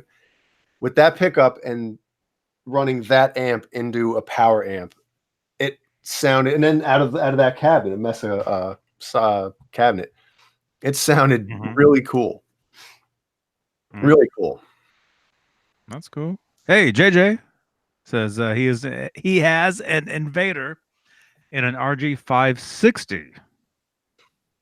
Yeah, awesome pickup, thick, heavy, and squishy. Mm. Yeah, yeah. I've used them. Yeah, the Invaders, and they're definitely heavy. I Yeah. mean, probably a little too heavy for the stuff I like now, you know. But Yeah, I would never put one in a main guitar that I use like all the time. You know, if I had, you know, a bunch of guitars, I'd probably put one of those in just to have a guitar with that super, you know, high gain pickup. But even the DiMarzio X2N that I have in my Kramer Focus, you guys have seen it. Even that's a little too heavy, you know. Yeah. The Dog PA. Anyone tried the humbucker? What is it called? John Beale. How do you say that? Zephyr. No, I have not.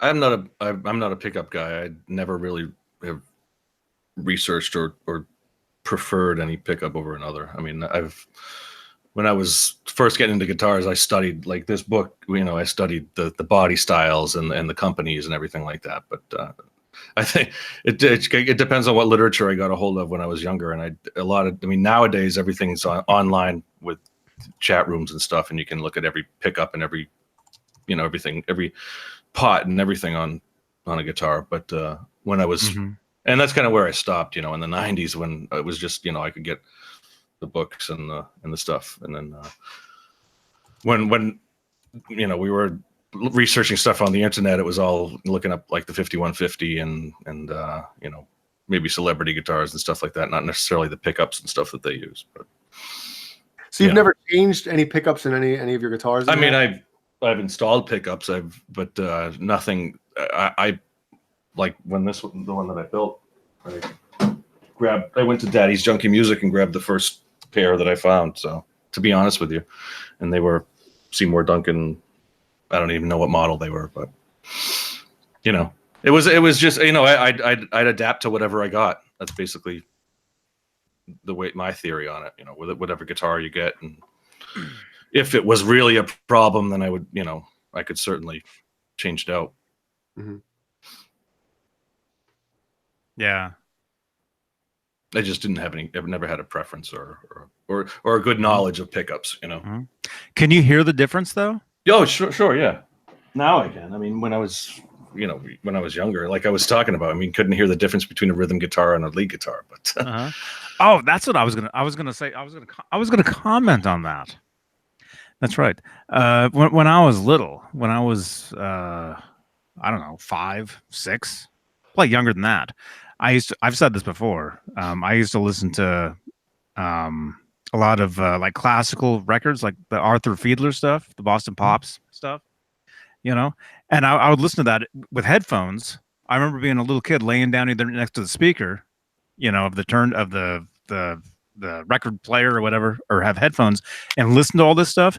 And I'd be able to tell that was one thing about the classical music, listening to that stuff at an early age, is you're able to learn all the different instruments. Look, I mean, Johnny Beane, can I do a reenactment? That's the viola player. Well, imagine a 5-year-old saying that. Yeah. Yeah, well, some people are, you know, I learned it earlier than others. It took me a while to, you know, because it was always pop music that I was exposed to, and everything. 80s pop was the first music I was really exposed to, and it's still just like the wall of sound, kind of, you know. I mean, stuff like Madonna and the Quincy Jones stuff. I mean, it's all great, but it took a while before I could distinguish, you know, different parts to a musical piece. Wait, Mad Dog is giving away a Invader? If you're really giving one away, can you want to do like a giveaway on here? You know, ask a question. Cool. Whoever answers it first. Yeah. Except for us. Except for John and Johnny. They're excluded. I can be it. I can be in it. I'm joking. This was my idea. Yes, this is my idea. I win it. This was my idea. I'm included in the contest, and also I'm the winner. Yeah. Is it if it's a 7-string model? Yeah, you guys can do whatever you want in the chat. I don't care. But if someone comes knocking on the door, I have nothing to do with it. You know. But no, what I was gonna say though, again, real quick, was since I was listening to those records at an early age, I can listen to music and I can tell, you know, what's what. This is that, whatever. And like you were saying, how John Beale, you were saying something about. Oh, I had to kind of train my ears to. Okay. To John, be you're able to. never going to get it out. Okay. What I was gonna say is I think casual music fans or just music listeners, a lot of times they listen. Oh, you were saying people can't tell the difference. They can't tell like what's what. Like, oh, can you hear the guitar there? No. You hear the bass line? What's that? You know, I think casual, just people who just listen to music. If you're not a musician, I think it's harder to be able to pick out those certain instruments and those certain parts. Like they hear everything they just hear the song, and most of the time, really, all they're listening to are the words. You know.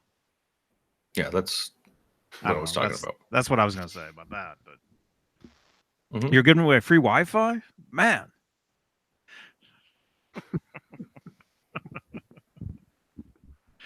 Do we like Yngwie? No. Hold on a second. I like a couple of his records, especially Fire and Ice. That's a good one. I still go back and listen to that from time to time. Because you know why? I don't listen to it. Here's the thing. I actually really, really like an Yngwie Malmsteen record, and it's not because of the guitar playing. It's got good songs and good melody. That's why. I don't listen to it for the solos and stuff. I listen to it for the songs. Does all his stuff, or does a lot of it have just like a classical sound to it? Oh yeah, there's you could picture those guys wearing like the full get-ups and stuff and being on like a huge orchestra. Yeah, it's having the George Washington wigs. Yeah.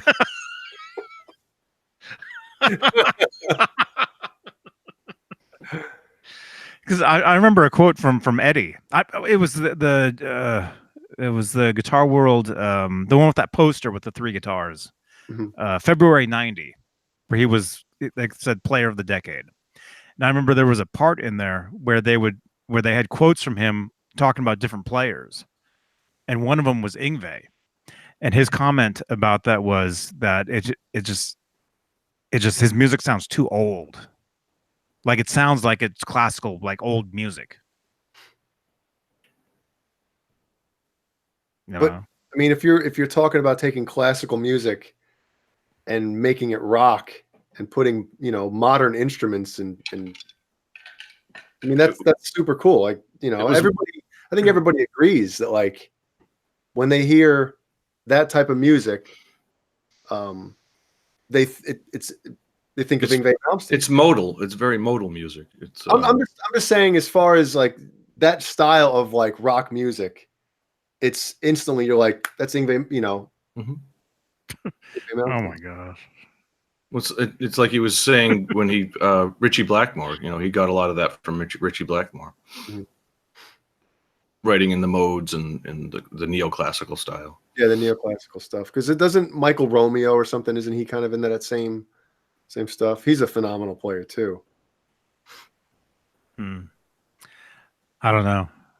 It was just I was never into Yngwie. That wasn't my favorite thing that I remember of Yngwie was Yngwie. I always say it wrong. Yngwie. When I was getting the old snail mail rock concerts back in the day, and they had a whole compilation of different clips from different ones. Alcatraz. There was an Alcatraz. Probably the one that Steve was talking about last night. Probably like the Midnight Special or whatever. But there was an Alcatraz solo, and it was Yngwie playing it. And I would rewind that just off the little sample video that this company had. So that's really the most exposure I've had to Yngwie. I never really bought an album of his or anything, or listened to a lot of it. Check out Fire and Ice. it's really good. Mhm. Like I said, I like Yngwie, I like his playing, but I wouldn't consider myself like a huge Malmsteen guy, Yeah, like, I've seen the clips. I've seen now. I mean, at this point, I've seen several clips of him and a lot of his stuff. But back in the day, that was the one thing that that was my first exposure to him, and I remember that distinctly. Alcatraz, yeah. Yngwie Malmsteen. Malmsteen was also McDonald's customer of the decade. I didn't say it. I mean, it's, when you're that good, I guess you can. I mean, the guy obviously made a career out of it, even being a jerk. Well, so I think a lot of famous people are jerks. yeah. And if that's where you want to go with it, if you want to be famous and if you're that good, you can kind of pick and choose who you want to work with and all that. So if it doesn't work out, there's always another project, I guess. Yeah, but just his plan. But I mean, most people's theory is you don't want to burn any bridges. That's the way you want to do business. But a lot of people, when they get that ego going full blast, and they get to that point of like, they think they're the bridge, and it's like, Yeah. Yeah, Tony Neville, like Satriani, Eric Johnson is he's one of those guys as well. I've heard stories of him being very particular as far as everything that he wants on tour and all that kind of stuff. Very particular. He has an intense look to him. Mm-hmm. But he's one of those guys that when you hear him playing, it's him. That not just the play style, like the tone. Yeah, very unique. Who's this? Eric Johnson. Yeah, I liked his stuff. I liked the Avia Musicom. Yeah, that one. Or maybe that one song. Was that the song? Was that Cliffs of Dover? Was that it? Yeah. Oh man, that album is great. The one after that is really, really, and that's another guy too. His earlier stuff when he's singing, I prefer that over his, anything like the few instrumental songs he'll do on his albums. I prefer the melodic, the vocal that he did. You know whose record he played on? I think we already talked about this. Oh, he played on Christopher Cross. Oh, that's right. You did that one album, the one with the pink flamingo on it, with Saline and yeah, I think he played on that. I think we're gonna make it. Well, I don't know if he played on that one, but no, that's a great song. Oh man, I was just watching the other day. I was watching The Highwaymen with Christopher Cross. For those of you who aren't familiar with Eric Johnson's earlier stuff, well, hold on. There's a song. Venus Isle is the album. Well, I guess it's a couple albums after Via Musicom, but that's a great one. That was the next album he did. Holy crap! He went from 1990 to 96. No way. Off of Tone is the name of the record,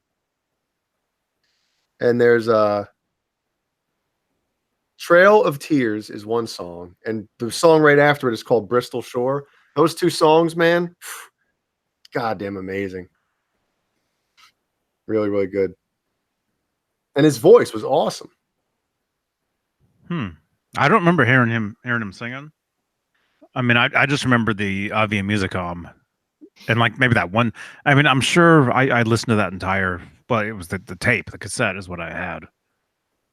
But the only thing I can think of is the that one tune. And Brett, you're right, man. Desert Rose off of I think it's the song before or after Cliffs of Dover. Is Cliffs of Dover the first track on that album? God, I forget because I always go to the other one first. I don't know. I think I like overplayed that record. There was at least two or three good sort of instrumental songs on that one. Mm-hmm. Oh yeah, he has a lot on this record actually. 1, 2, 3, 4, 5, 6 instrumentals on Avia Musicom, 1990. Jesus. I What thought with the they were other all instrumental. What? I have no memory of him singing on stuff. singles off that album? Desert Rose, man. Listen to Desert Rose off of Avia Musicom. It's great. Is that with vocals? Yes. Mm-hmm. Is the production on that one? Does it sound like 1990? Yeah. Doesn't sound as 1986-ish as Tones, the other album with those other 2 songs. No, it sounds good for what it, It was definitely around that time. I mean, a lot of the Satriani, the Vi, the those solo albums, that it has that just a sound, a sort of a lot of the early process. I don't know how much processing he used, but I know the layered effect sounds that were on that. Mm-hmm. The same as Vi and Satriani used, and well, I don't know if it was as elaborate as Vi. I don't know, but I feel like there's sort of a sound of that era of those early '90s instrumental albums. I mean, the studio sounds of that time. Mm-hmm. I saw that one of our friends, one of our viewers, met him yesterday. Eric Johnson. Really? Yeah. He was at this the Gear Fest thing that's going on. He was there. He might have been in here earlier, actually. Let me see. Eric Johnson. Is that him? Nah. I'm not gonna say his real name on here because he doesn't use his real name for his thing here. But he's a longtime Facebook friend of mine, and I was scrolling through Facebook earlier and saw there was a picture of him with Eric Johnson. So yeah, that's very cool. Very cool, man.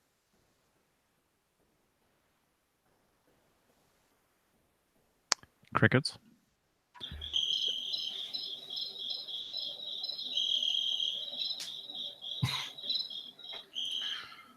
That's Some city limits, yeah. Is somebody calling? Yes. Don't even screen it. Just throw it on.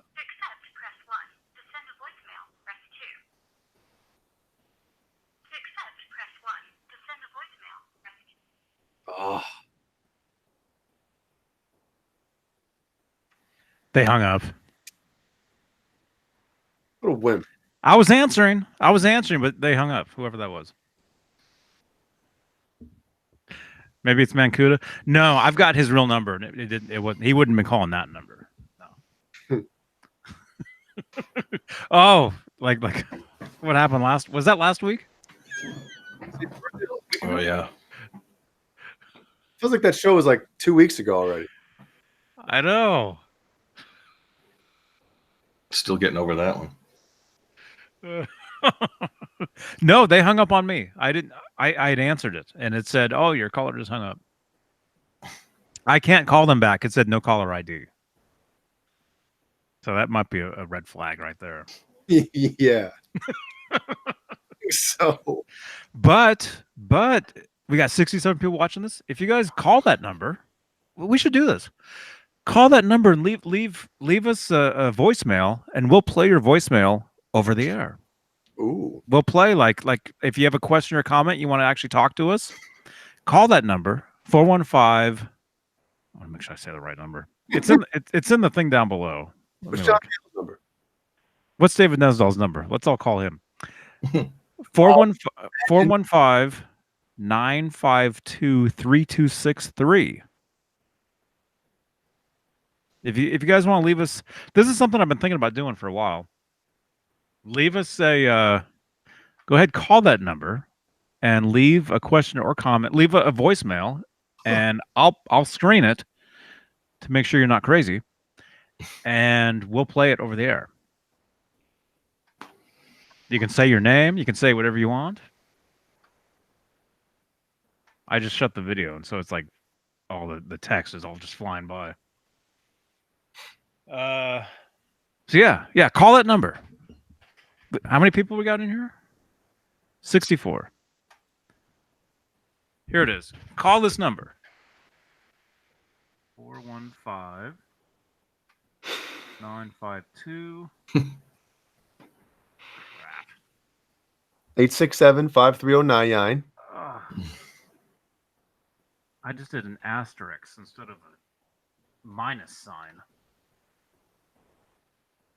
Where is that? 15952 326. That's it right there, right? Copy that thing. That's it, right? Who Yeah. are you talking to?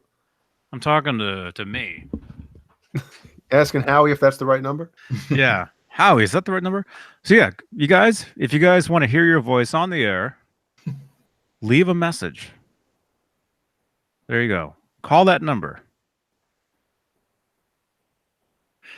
No, Mad Dog, I know technology, but I've got a laptop that just sucks. The thing that I'm using right now. So yeah, if you want to get your question or comment on the air, call that number, leave a message, like right there. Someone's calling right now. What did you not mean to caps? The numbers? I don't know. Oh, sorry, I had the caps locks down.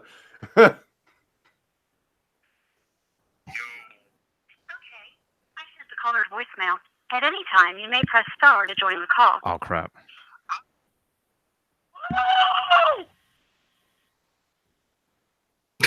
Do it again. Can I play that again? I just heard it. Can I play that again? I'm sorry, I didn't catch that. To mark this message as read, press 7. Or to keep it as new, press 9. Press 9. Press 9. Sorry, I didn't catch that. To mark this message as read, press 7. Or to keep it as new, press 9. Ah, it's not listening. Anyway, they said I love Johnny Beane. Woo. Press 9. Because I kept pressing it. It wouldn't let me do it. Oh.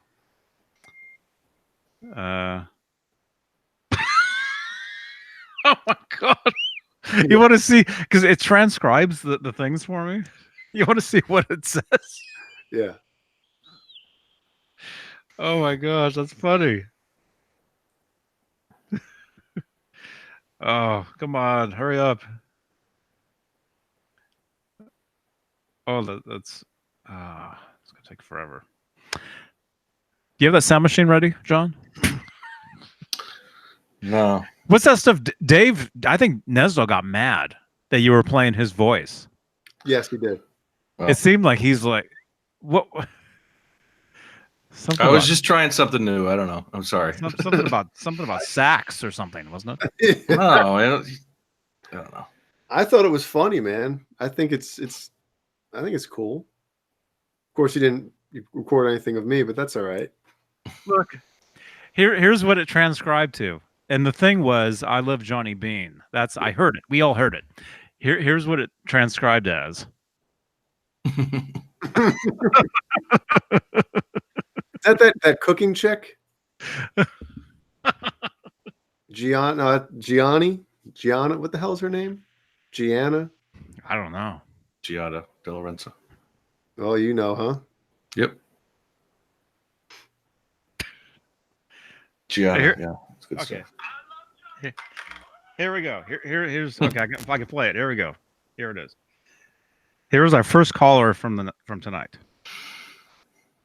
I love Johnny Beane. Woo! Man, that should be on your soundboard, John. You guys love can. Johnny Beane. Woo! The dog or the dog PA says, I do voiceovers that nobody believes is me. Call up and give a couple voices on the voicemail. Right.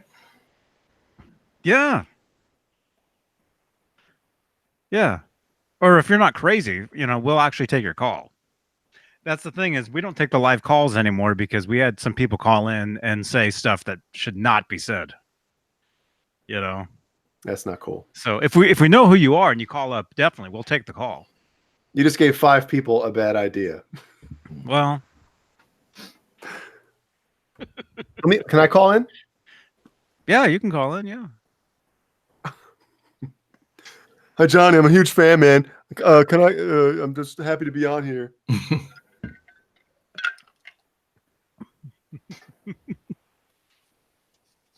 Yes. Okay, got to get back to the show.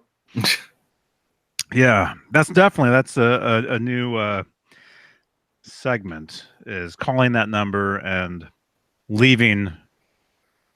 You know, other shows do that. You know, a lot of radio shows. And that segment should be called "I'll Hang Up and Listen." That's what they do when they call like sports talk radios. They'll ask these clowns that do these sports talk radio shows a question. They'll be like, "So what do you think of so and so doing this? Love the show. I'll hang up and listen."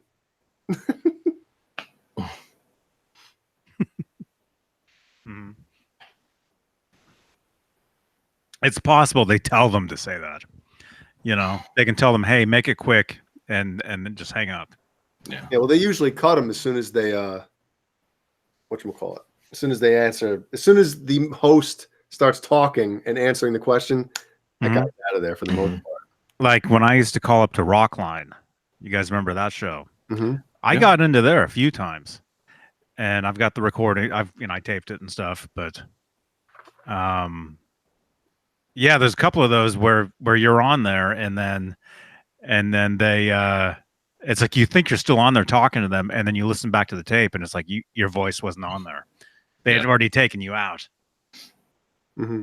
You think you're having a conversation, you know. Although I did one of those with actually with Michael Anthony when Chickenfoot was on Rockline. Actually, they were in San Francisco at the studio because Sammy lives, you know, just down the street.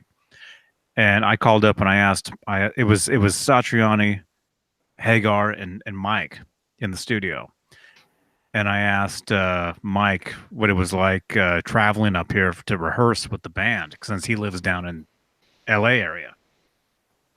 And he answered the question, and then Sammy Hagar jumped on and started talking and stuff. And Sammy, I didn't ask you. Put Mike back on. It's pretty funny. Man, where's my iPod's in the car?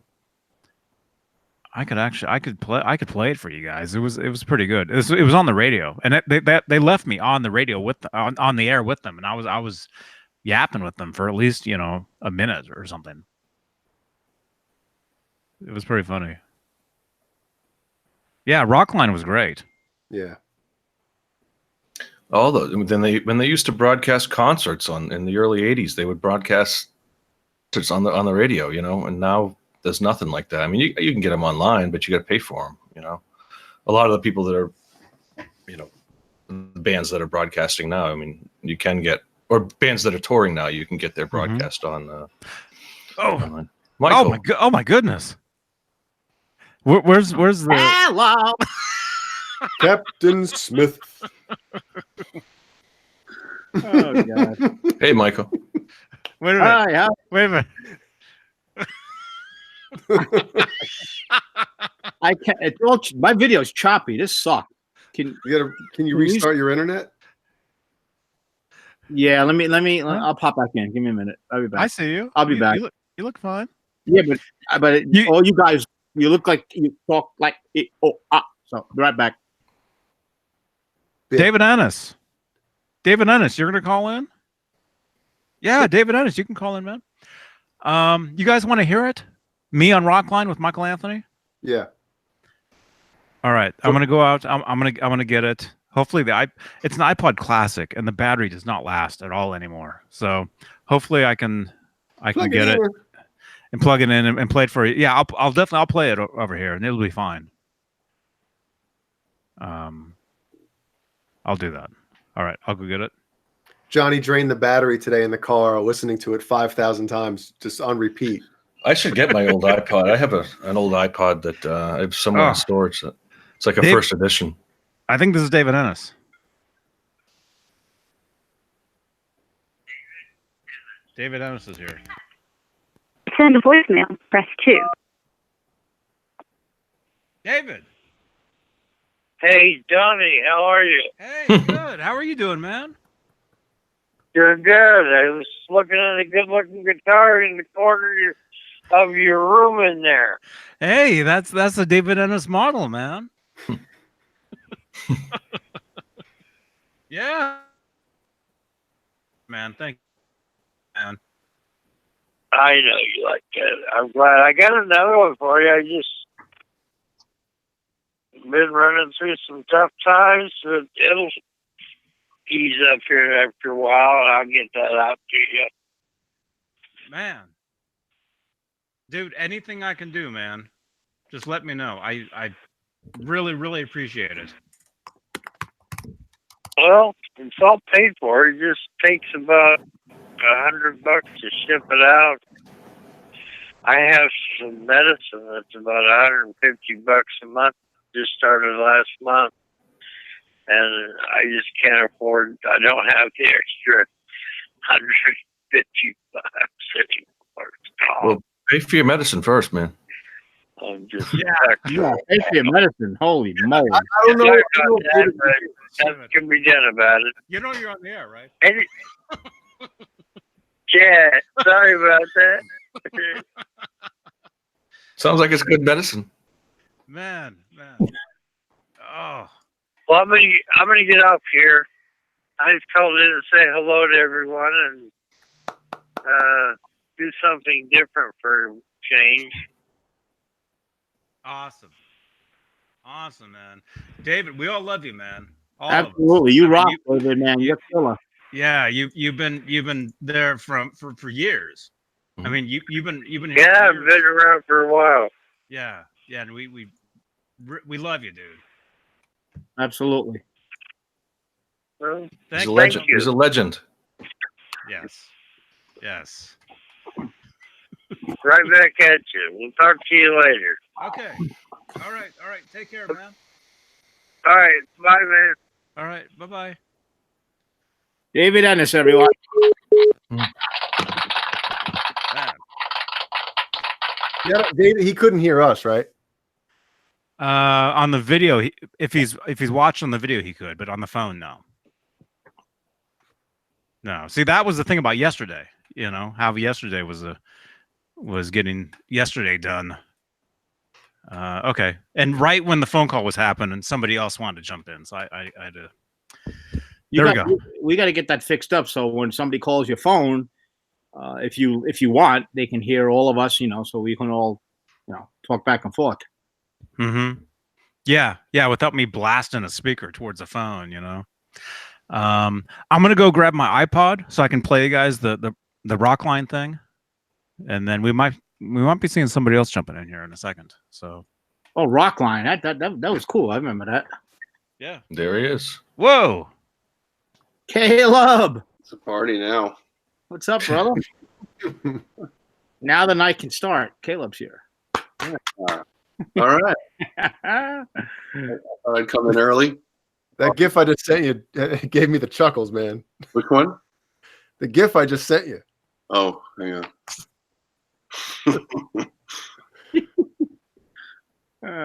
How's everybody doing, man?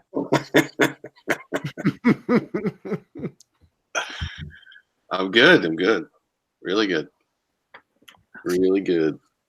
Cool. I had to come in and tell Johnny and Jay that the thing last night was off the charts, man. Mm-hmm.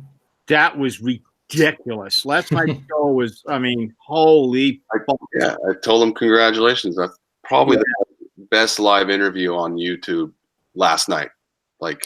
No doubt about it. I don't know anybody. There's nobody out there that can top that. Holy shit. Just think of decades of interviews, and literally that's the tip of the iceberg with that guy. Yeah. I'm still here.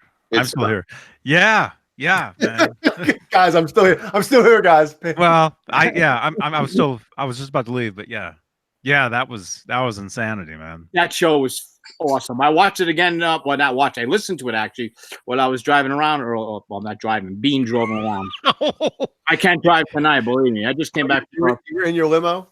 Yeah, my limo driver. I said, put on Johnny Beane last night. 2 seconds later, bam. You're like, Jeeves, play this. Yeah.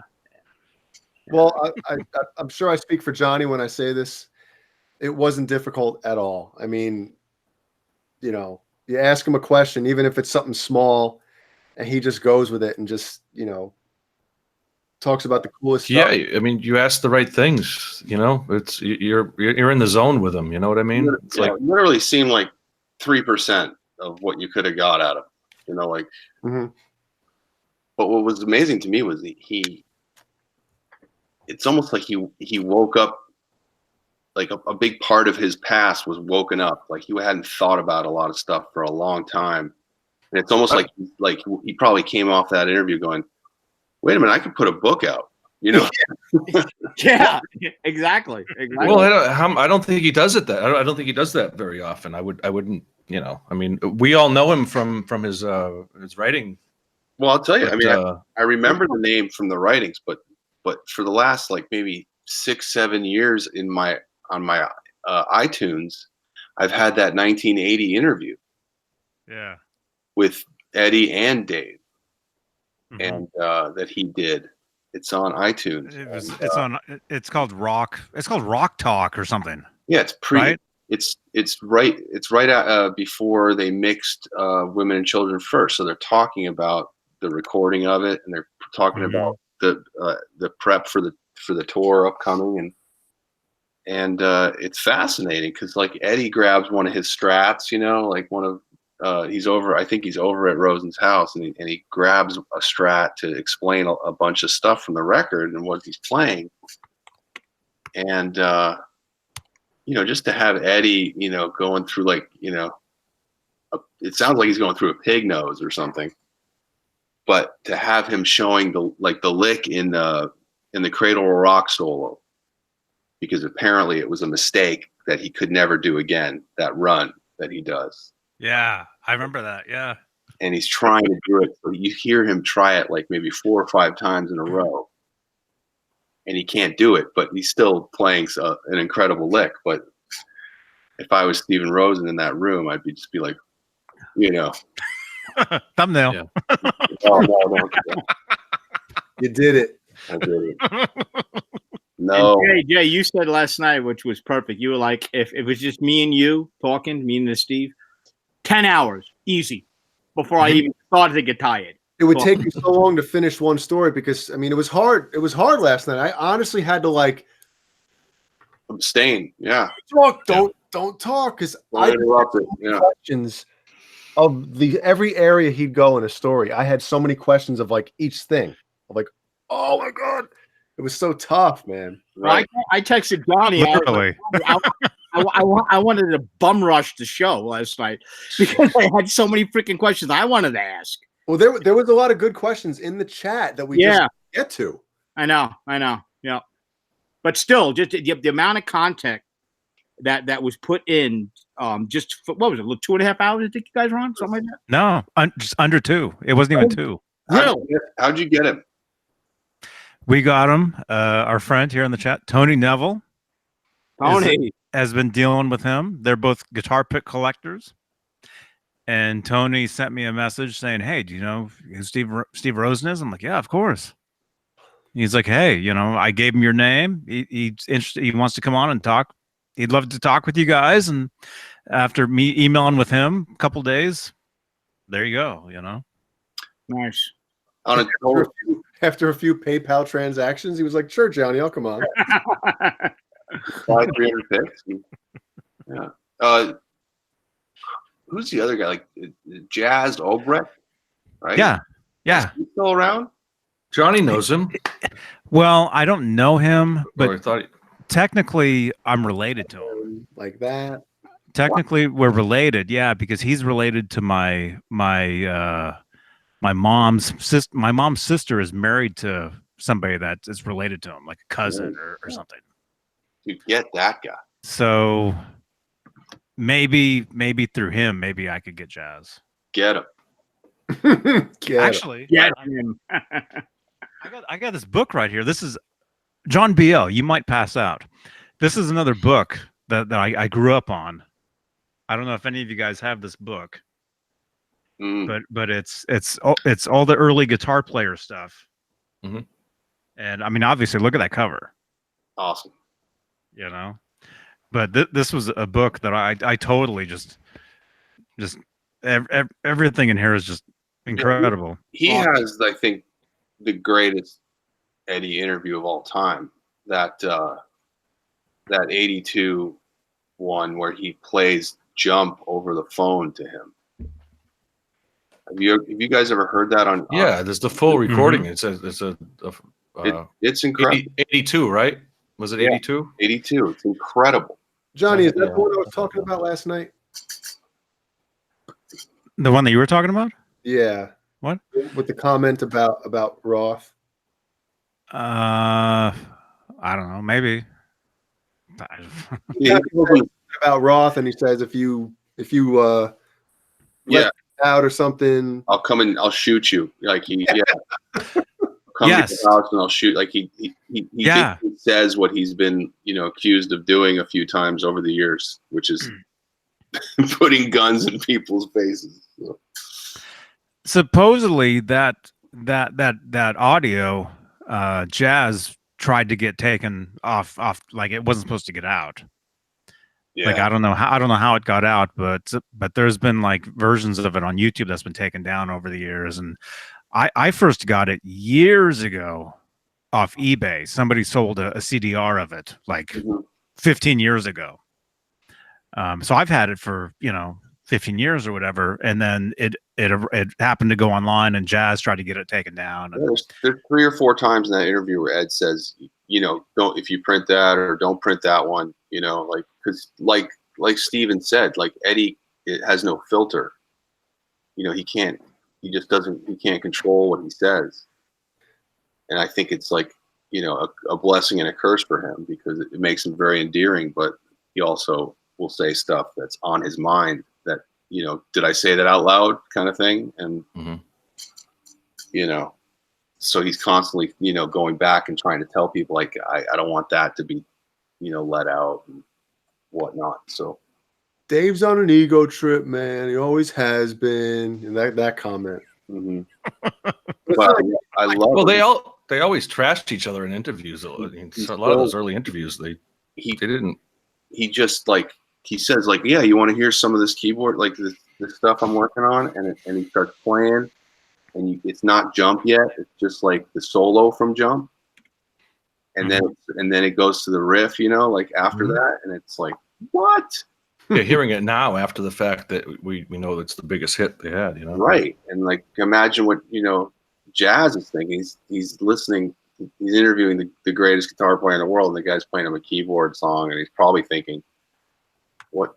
Well, if we had the cassettes that Steve Rosen has, I mean, I'm sure there's stuff on those cassettes that we would have been like, "Oh, that's an early version of something," or that's really a cool riff that we never heard.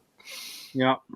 So I mean, when you say Jazz didn't want that stuff out, I'm sure. I'm sure he didn't. And when you think about how private Eddie is with all his recordings, right? The stuff that he really wants out is those are blessed by him. So that's the gold mine stuff. Yeah, you ain't kidding, man. Yeah. Well, imagine playing, your biggest hit, a year and a half before it comes out to some guy, that you trust, but he's taping it. Yeah. And Eddie knows he's taping it. So that's got to be weird. Like, you must have to sign a NDA or something. Non-disclosure. Yeah. But I don't think. I mean, it seems so informal that they would do. I think the way it sounded like Steve. Ed would call Steve over and let's talk, let's jam, Yeah. So I don't know. I wonder if that they went to that extreme. I bet that they didn't. That'd be my guess. Or if Ed had like a publicist who let him in beforehand, and it's like, here's, sign this before you go in and talk, before you talk to him. Who knows? I doubt that, because the interviews are like they're shooting the shit, and that's the way that's the best kind of interview there is, Yeah. No, if you guys can find that, check it out. Because I got it right here. Yeah. No, I'm talking about who's listening now or watching. If you guys want to hear, probably the best Eddie. I think it's still online. Yeah. 82. It's awesome.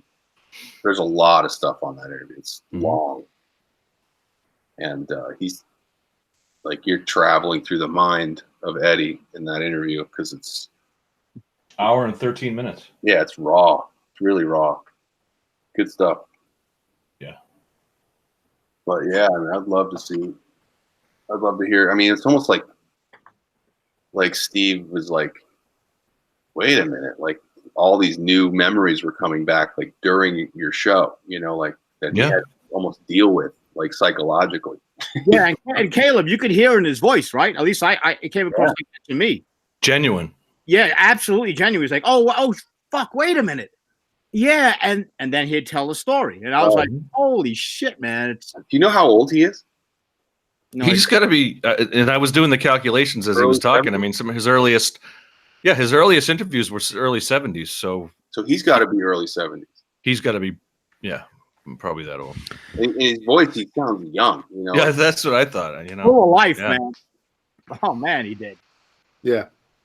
And he remembers all this shit, right? I mean, you know, he's pulling all this stuff, like you said, pulling it out, pulling it out of his memory. I love that he's doing what he's doing, blah, blah, blah. And like, he's got that little Cameron Crowe guy running through his life, you know, like. Yeah. The bane of his existence. Yeah. Oh, that was funny. Oh, that was hilarious. That was funny. So cool. You have, did he say that he'd be back on, Johnny? Yeah. Awesome. Yeah, he said anytime. Yeah, I heard it last night, but I wasn't sure if you guys set anything up or working on it or whatever. It's gonna happen. Let me put it that way. I know it's gonna happen. Oh yeah, yeah. And I cannot wait.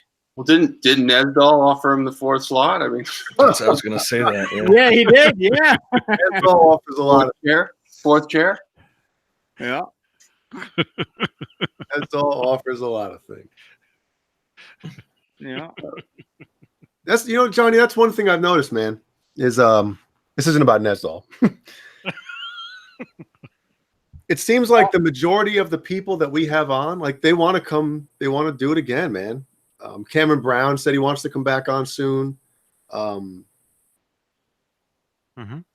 it. No, I'm joking. It's a unique forum that you guys have. It really is. Now, that's because cool vibes, you can tell when people are genuine, and everybody knows that you guys, on the show here, it's not bullshit. It's all real. You're just out here to talk about stuff that you love. And that comes across. That comes across. Not like other shows. I'm serious. That comes across. No, the bottom line of this channel and whoever's sitting here on the panels in this channel it's the real deal, and we're having a great time and it's fun. It's a chat. Yeah. It's really it's not. There's nothing produced here. There's no production. It's just people gabbing, and I think that's the allure of it. Mm-hmm. It's real. But it's interesting. It's interesting. It's interesting stuff. And I remember before I knew you guys, like I would watch, and I'd constantly like, trying to, trying to butt in, because I knew that, or I know that answer. I knew, So thank God for the chat box, Absolutely. I remember the first time that I got recognized. One of you guys, Johnny, Dave, whatever, said, "Oh yeah, Michael Smith." Actually, I had I don't know if you remember this, Johnny. I had a YouTube. It was just a generic number that they threw out. I was like, okay, whatever the name is, and it was like just gobbledygook, just a bunch of letters together or whatever, and that was my name. And then Dave Nesdal said, "Dude, I see you in a chat room. I can't address you because I don't know who the hell you are. You need to change your name." And so I was like, okay, Mike Smith. And is that your real name? Huh? Is that your real name? In the witness protection program. That's why you think I'm living in Colorado from New York. But and his social security number, he only has 8 numbers in his social security number. Yeah, Henry Hill. But somebody recognized me or whatever, and I was like, yes, finally. They said whatever I said in the room. But the thing of it is, my point is, everybody in the room has a spot on the show, and that's why it's genuine. It really is. It comes across. There's no bullshit here. It's all real. So somebody told me I was the comic relief, and I was like, Did I take that as an insult? That's a compliment. That's a compliment. No, I know. I'm just, I know it was. You're a funny motherfucker. Well, I just, I know that because when people are, I've had a couple people say this, like, "Oh, you guys on the show and all your gear knowledge and all that." I'm like, listen, hold on a second, stop right there. You don't have to wax my ego. I know that Johnny and Dave know a million times more than me in any aspect of that stuff. Right. No, and I'll tell you something, not to slight Johnny or Dave, but last night you were asking the questions that I thought were, Yeah, Jay, you hit it out of the park last night. Follow-ups, you had the follow-ups down, Yeah. Even Dave even said it. He was like, Stuff no, that no, keep going. Stuff that Keep I was going. thinking of as soon as he had said it, and then Jay, or even if somebody else would ask that question that I was thinking even of. the stuff I wasn't thinking of. You guys covered it all because there wasn't anything. So, yeah, great job. Well, thank you. Yep. I appreciate that. Oh, I think I'm blushing, but I'm so red right now. You can't even tell. Oh yeah. Am I blushing, or did Johnny just put another red gel in his light? Remember we were on with Thomas a couple weeks ago? It looked like Johnny. Remember that episode of Seinfeld when the Kenny Rogers roasters? Yeah, when Kramer. That's right. He was like a chameleon. Johnny had like 8 different colored skin on that show, man. I couldn't even roasting chicken. The red menace. The red penis. 10-15. Oh shit. Hey, did anybody see the I know a couple of you guys did. Did anybody see the picture of the drum kit? Yeah, man. Awesome. That was awesome. The video. Oh, the one Jeannie posted. Yeah, the video. It's a drum and then walks away. Yes, I got a pee. I don't know if I saw it. It was in time too, though. Come on. Boom. Done. And out you went. I think it's on my story, isn't it? No, it's not. How did I not share that one? I don't remember. Where the hell is it? Anyway, yeah. Go to Jay's Instagram. Well, I guess I might as well say what the hell we're talking about. Me and my wife bought Ellie a little drum kit today. Oh, cool. I always do this. We were at a Hobby Lobby for a little while, and Guitar Center, the one that opened up, 2 months ago. It's right in the next shopping center over. So Ellie likes to steal my guitar picks. There's literally like 50 guitar picks downstairs, like all over the place. And Jeannie will just be like, there's guitar picks just everywhere. So anyway, I was like, I'm going to bring Ellie to Hobby Lobby or Guitar Center and get her a pack of, different color guitar picks or whatever. So I let her pick a pack. And while we're in there, I'm just, roaming around. And we both see this not tiny, but, a smaller drum kit. And it was on sale. And we're such suckers. So we left with the damn thing. Was it a kid set or was it like a real semi quality or Here it is right here. Jay, I pulled it up. Oh, that's Right here. beautiful. Watch this. That's not a kid set. I mean, it's a practice set, but that's nice. But listen to this. Listen. Oh, that's amazing. I got a pee-pee.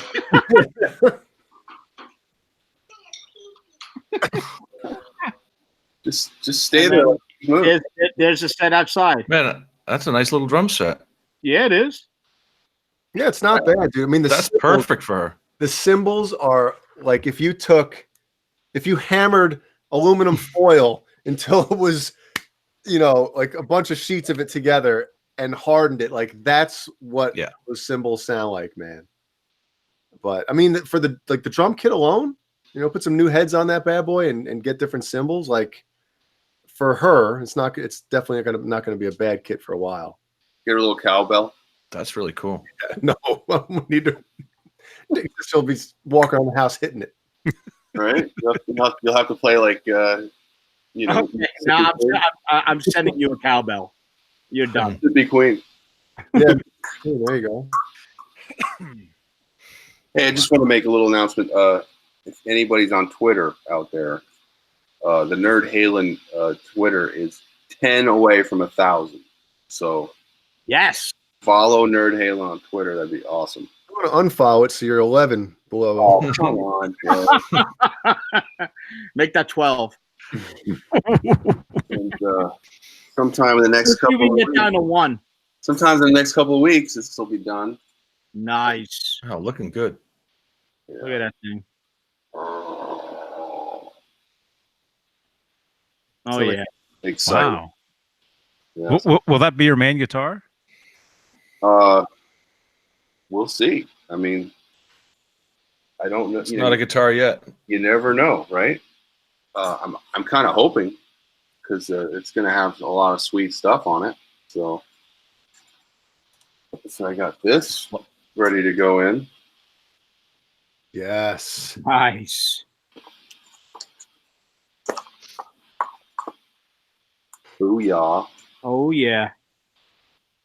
And I just ordered the bridge from Adam, that FU tone. It's going to be an FU2 gold. Wow. So You see all the different colors that he has out now, man. yeah, but then he told me the prices. Oh yeah, yeah. Well, yeah. They're pretty badass, though. He warned me though. He's like, yeah, like because I was thinking, wow, what a black and yellow, floated on that thing. With this thing. Oh, wow. But there's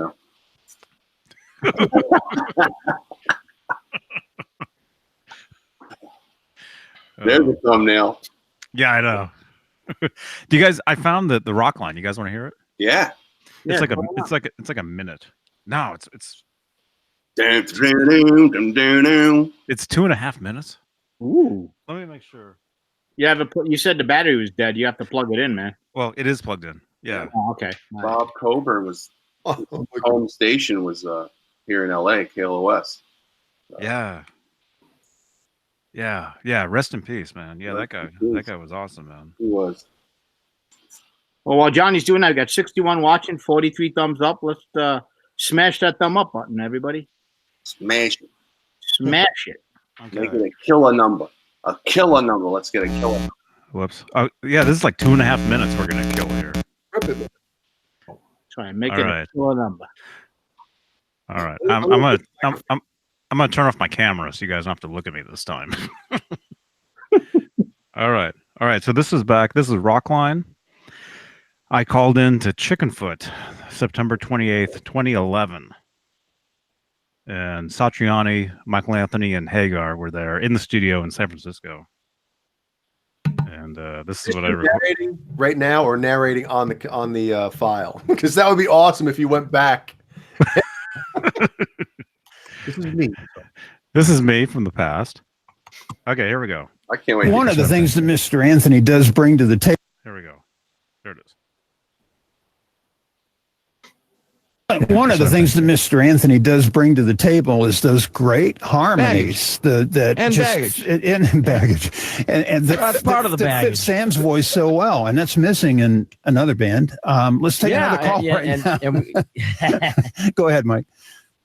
No, and that's one of the things that we really wanted to bring more to the forefront in this band too, because we really like that sound, and it's a signature sound. It is a signature background sound for all these years, and we brought it up front on this. Kind of so great to hear it again too. Kevin, thanks for the call. Johnny's turn. You guys are in the Bay Area at 107.7 The Bone. Johnny's in Walnut Creek. Welcome to Rockline. Oh, local. Hey, how you guys doing? Johnny, good. Hey, Johnny. Hey, speaking of baggage, hey, Mike, how do you like your Oh, thank you. Here we go. I know where this is going. You ever think about getting your eyes fixed? It's the running gag. Yeah. What's up, Johnny? Hey, don't mind these guys, Johnny. Don't pay any attention to these guys. Okay. How does Mike like Northern California, and what's it like being in a band where you have to travel to band practice? You know what? It was actually, it's very different. not just band practice. Well, I love Northern California. Ever since Sammy and I have been hanging out after he left our other band and we reconnected, I've spent a lot of time up here, and it's beautiful up here. But enough of that. But oh my God! Now I love how what did I call you last night, Mike? I said, I kind of dig you having you up here. It's kind of like having my buddy moved up here. Local. He knows the difference. Trust me, he's not that stupid. He's a little thick, and he brings a little baggage to the band. But other than that, he's not stupid. He knows the difference between SoCal. What was the other part of your question? What was the other part of your question there? That was it. How do you like traveling band practice? You know what? It's really strange because when we first started, even Chickenfoot 1, we were just coming up here and rehearsing. I brought one bass, one amp, and we ended up recording.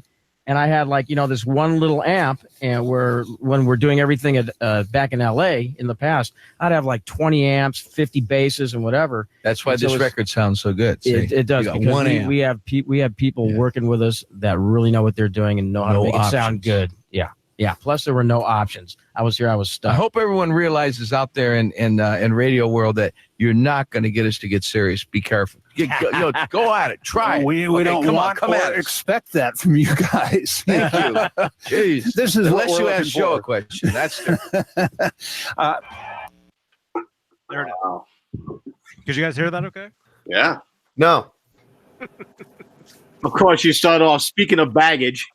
Yeah, that was good. That was good. Yeah, they were saying something about baggage, and so I'm like, speaking of baggage, my question was, Mike, what do you think about traveling? Coming up for rehearsals, because he lived down there, coming up here all the time. So they started making fun about Mike and having bags under his eyes. And Mike, speaking of baggage, what do you pack in your attaché case when you travel to band practice? Oh God, that was pretty cool though. You could already hear in Coburn's voice that he was getting the lung cancer. Man, God. That show lasted a long time. Yeah. The first time I called into them was 1992. Wow. I got on with them, and I've got that on a cassette somewhere, and it was Van Halen? Was Van Halen? No, man, I missed. There was no internet back then. I missed all those great Van Halen ones back in the day. Well, not knowing how things worked back in the day, when the first opportunity I had to see, someone from Van Halen in concert, David Lee Roth in Little Ain't Enough tour, I called the radio station. Well, actually, no, I wrote a letter to the radio station, Bob Coburn, who I had no idea how things worked. And I'm like, Bob, can you get me backstage passes? This was 91, sometime around then. I had no clue. And he wrote a nice letter back, and he was like, that's not how things work. But, I do what I can, but, I can't get tickets I can't get you backstage for that show. I didn't know how things work. And it was just like, I'm going to send out a letter to this guy. No, I didn't win anything. What's that? You wanted backstage in the Boston area, and he's in Los Angeles. Yeah, I had no clue how things worked, but Bob Coburn was the name that I knew from Rockline, from all those interviews, and I'm gonna write a letter to Bob, and I think it was obviously you write a letter to the radio station that he was on.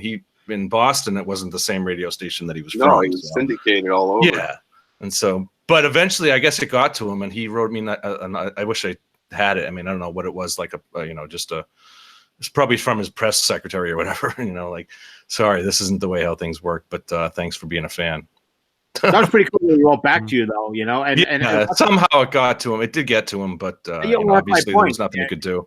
He actually got it and replied. That means something right there, man. Yeah. He farted in the envelope and sealed it real quick. Pretty much, I just threw it in the post office box and hoped he got it, but he did. But just that name, Bob Coburn, I remember writing that letter. Stamp on that.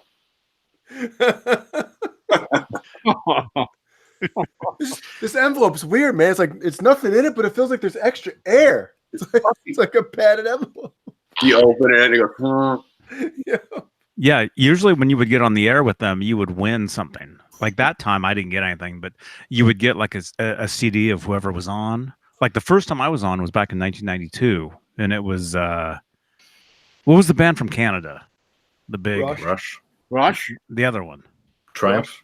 Triumph. It was Triumph. I got on with Triumph in '92, and they sent me an autographed CD of whatever that album was at the time. Rick Emmett's a killer guitar player, man. Mm-hmm. Well, he wasn't with them then. I guess he had left. Oh, for a three-piece, they were great. We have Johnny on the line. Johnny, what's going on? Yeah, who you guys have in the studio again?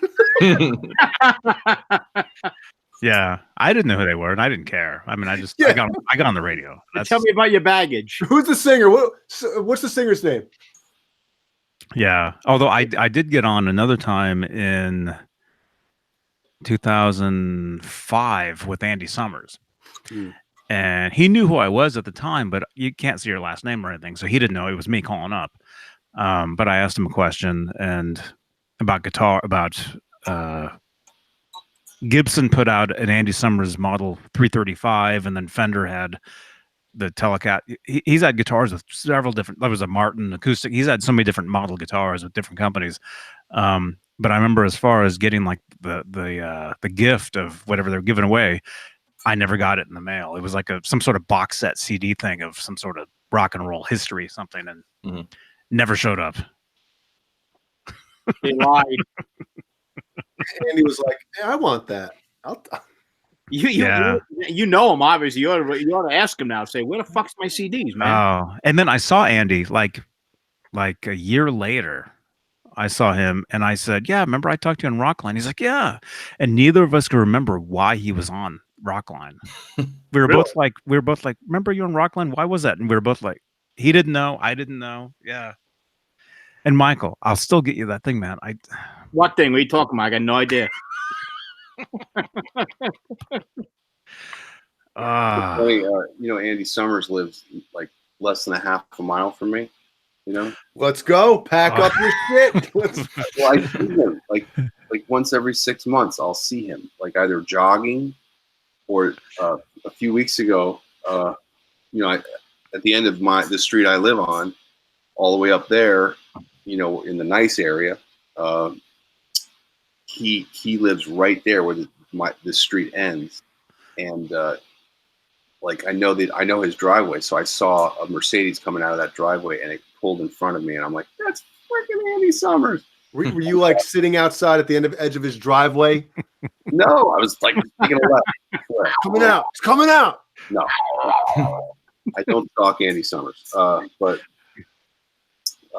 it's funny. I immediately text Johnny. I'm like, I just saw Andy Summers. Exciting. I remember that. I was walking down the hallway in the building I was in, and I got that text. I was walking into the bathroom, actually, and you sent me that text. And yeah. Oh. Going to the bathroom after he sent you the text? Like, ooh. Yeah. I got to go take care of this. Yeah, I had to rush right in. You mentioned the name Andy Summers. Oh, excuse me. I'll get that next year's NAMM, Johnny. So don't go mailing it. I'll pick it up at next year's NAMM. Okay. Speaking of Andy Summers, he actually did a performance tonight at the Met in New York. Did you really? Actually, it was earlier this afternoon. Is his guitar in that thing? No, it's not. But he did he actually did a musical performance there tonight, or like 6 o'clock New York time. That's really too bad, because you think, he's in one of the top 20 bands of all time. I agree. I'm surprised he's not in there. He's top 20 guitar icon. Even though he's not a crazy player. He's not a shredder, but the sound is iconic. Absolutely. You know him. The second you hear it, you know it's him. A lot of people bag on me because when they ask who are my favorite guitar players, I mentioned his name, and a lot of people are like, "Huh?" A lot of people. I don't think a lot of people know maybe his name, but as far as what he did in the song, Every Breath You Take, he was on one of the biggest songs in rock history. That riff that he did right there. And then it turned into one of the biggest hip hop songs in history. I'll be. That's watching why. you. That's why I can't listen to the original very often. I'll be. because- I'll be missing you. That's what. Yeah. I'll be. God. You know, he didn't even know about that. Sting put that together, and Andy has twin sons. Actually, they came when that came out in '97. They came running in, and they woke him up. I read this in an interview. They came running in. They're like, "Dad, you're on the radio," and that's the first time he heard it. Wow. Like he had nothing to do with that. Imagine that. Sting owns your guitar playing, you know, so he can do whatever he wants with it. Yeah. Was he pissed? I don't know, but technically, I think Sting did write that. Mm-hmm. I think Sting actually wrote that and originally, that part. You know, Sure, but you can't play it like Andy. No, not even close. I'm sure. No, for that band, Andy Summers is the perfect guitar player. Mm-hmm. Yep. And if he was any different, it wouldn't have worked.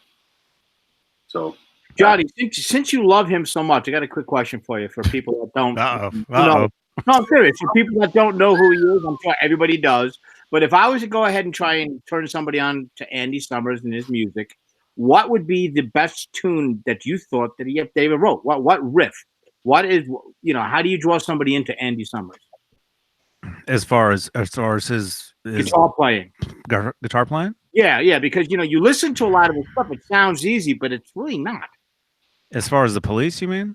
Or No, his solo stuff? Anything.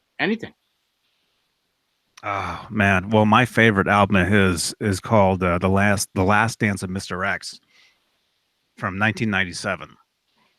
Okay. Andy Summers, "The Last Dance of Mr. X." That's my favorite solo record of his. I'll have to listen to that. Me too. I gotta. Yeah, it's great. I mean, I'll warn you, it's jazz. No, it's great. It's more of like jazz pop, is what it is, and it's. I love it. I mean, I love the record. But as far as the Police, "Message in a Bottle," I mean, that song's so good. I love the chords in "When the World Is Running Down." That song. Mm-hmm. I think those chords may be his signature moment, just for me, as far as what he's played. Like just if you want to say what is Andy Summers, what is his style? You mean that chord?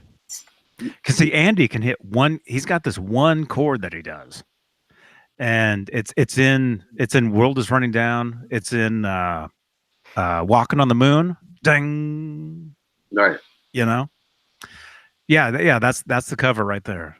It's like they did a photo shoot, and it's like, which picture are we going to use for the album cover? Screw it, just use them all. Yeah, that's like him in like Santa Monica on the beach right there. Yeah. I'm going to listen to this, man. Yeah. Oh, it's great, man. It's back to circle back in that interview that Eddie has with Jazz Obrecht.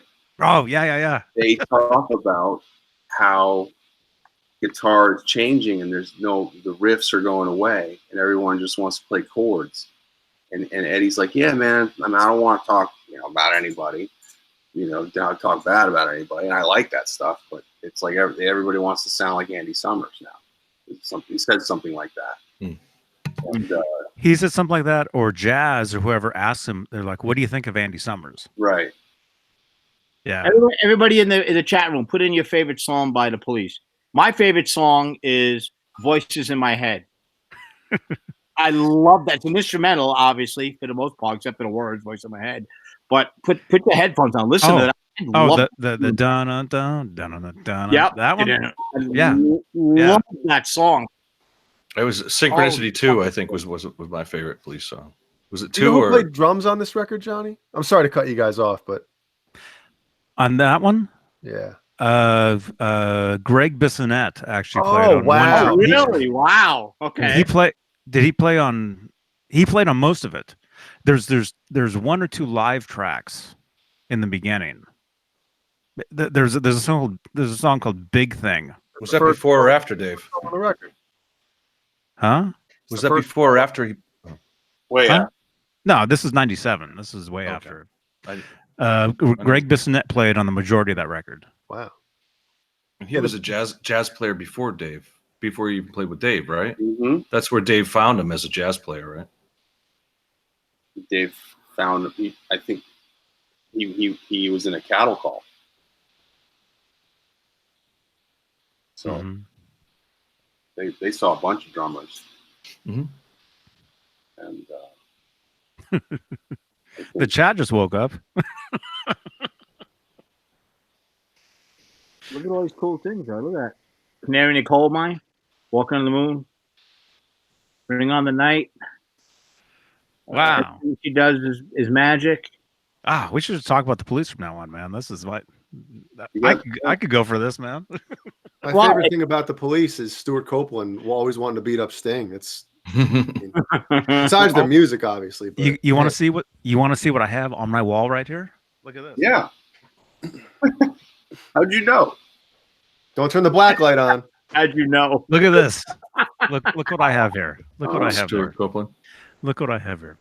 Okay, this was given to me. This was given to me by Andy Summers Tech. We saw the Police in Oakland. Was it in Concord?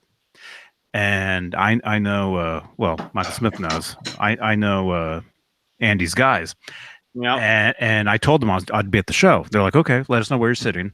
The dude, he came and found me, and he brought me the stick. And look at this. This is a used Stuart Copeland stick. Okay. And then I saw Stuart at a signing record store like a couple years later. Pretty badass. And he signed it for me. Nice. So I've got a signed Stuart Copeland stick used. Yeah. And there's video. There's video on the channel here of me getting this signed. So look it up. He's an underrated drummer. No, he's not underrated. Everybody's underrated either. He's a guitar player too, man. Musician, composer. Yeah. No, Michael. Everybody knows that Stuart Copeland is top 5. It's. I agree, but a lot of people. I don't know about top 5, but top 1, man. Well respected. He's up there. He's up there. But I mean, a lot of people I talk to, they're like, man, well, you listen to Police. How good is it? Like you're not listening. You're obviously not listening. I'd love them to like do like a electronic, like try to figure out who had the best time of any drummer. It's like your body can tell you, And for me, I don't think anybody played more in time than Stuart Copeland. You know what I mean? Yeah, no, I know. I'll give you one. Ringo Starr. As timing, come on now. Jay doesn't like Ringo. Jay does obviously does not like Ringo. Doesn't know the magic of Ringo. Well, it's interesting if you were to put it on a metronome and to see who really. I think we'd be surprised at who really can, Can I? If you looked at it and who was really on top, and I think it may be beneficial. It may be better or worse if you sway a little bit. Ringo. I don't know if Ringo would be perfect on the metronome or even Stewart. Well, here's the deal. Are you a Beatles fan at all, Jay?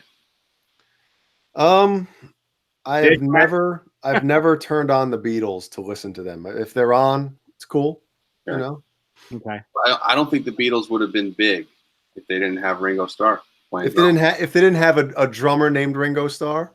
No, if he wasn't playing the kinds of stuff he was playing. I agree. He. In fact, if you look at some of his peers, they'll mention him all the time about just how just how rock solid of a drummer he was. I mean, again, he's not Dave Lombardo, on Slayer going nuts or anything like that. But man, oh man, it's choices like all the choices he made shaped that music more than anyone can. It's if you listen close. I mean, obviously, doing stuff that no one else is doing. It's because he's unorthodox. But I just watched the Tom Petty documentary, The Running Down a Dream, and he played on a lot once. Tom's drummer didn't really fit in towards the late 80s, he was having problems with his drummer, and it was, not necessarily the Heartbreakers. This was his first Tom Petty album. Mm-hmm. And his drummer, I guess, I don't know if it was, he released one album without the Heartbreakers. Then the next album he was working with the Heartbreakers, and then his drummer was like, I can't get this, or I'm not just feeling the groove. And then he said, all right, I'm going to get Ringo. And that's what it was. Ringo played drums on a lot of Tom Petty albums, or first for a short time anyway, in the late 80s, early 90s. We got some good names in the chat room. Buddy Rich, man, Mm-hmm. holy moly, was he a great drummer. Yeah. Neil Peart, of course, from Rush, my second favorite band. Then you get Stuart Copeland. How about Toto? Toto was Jeff Porcaro. Oh God, yes.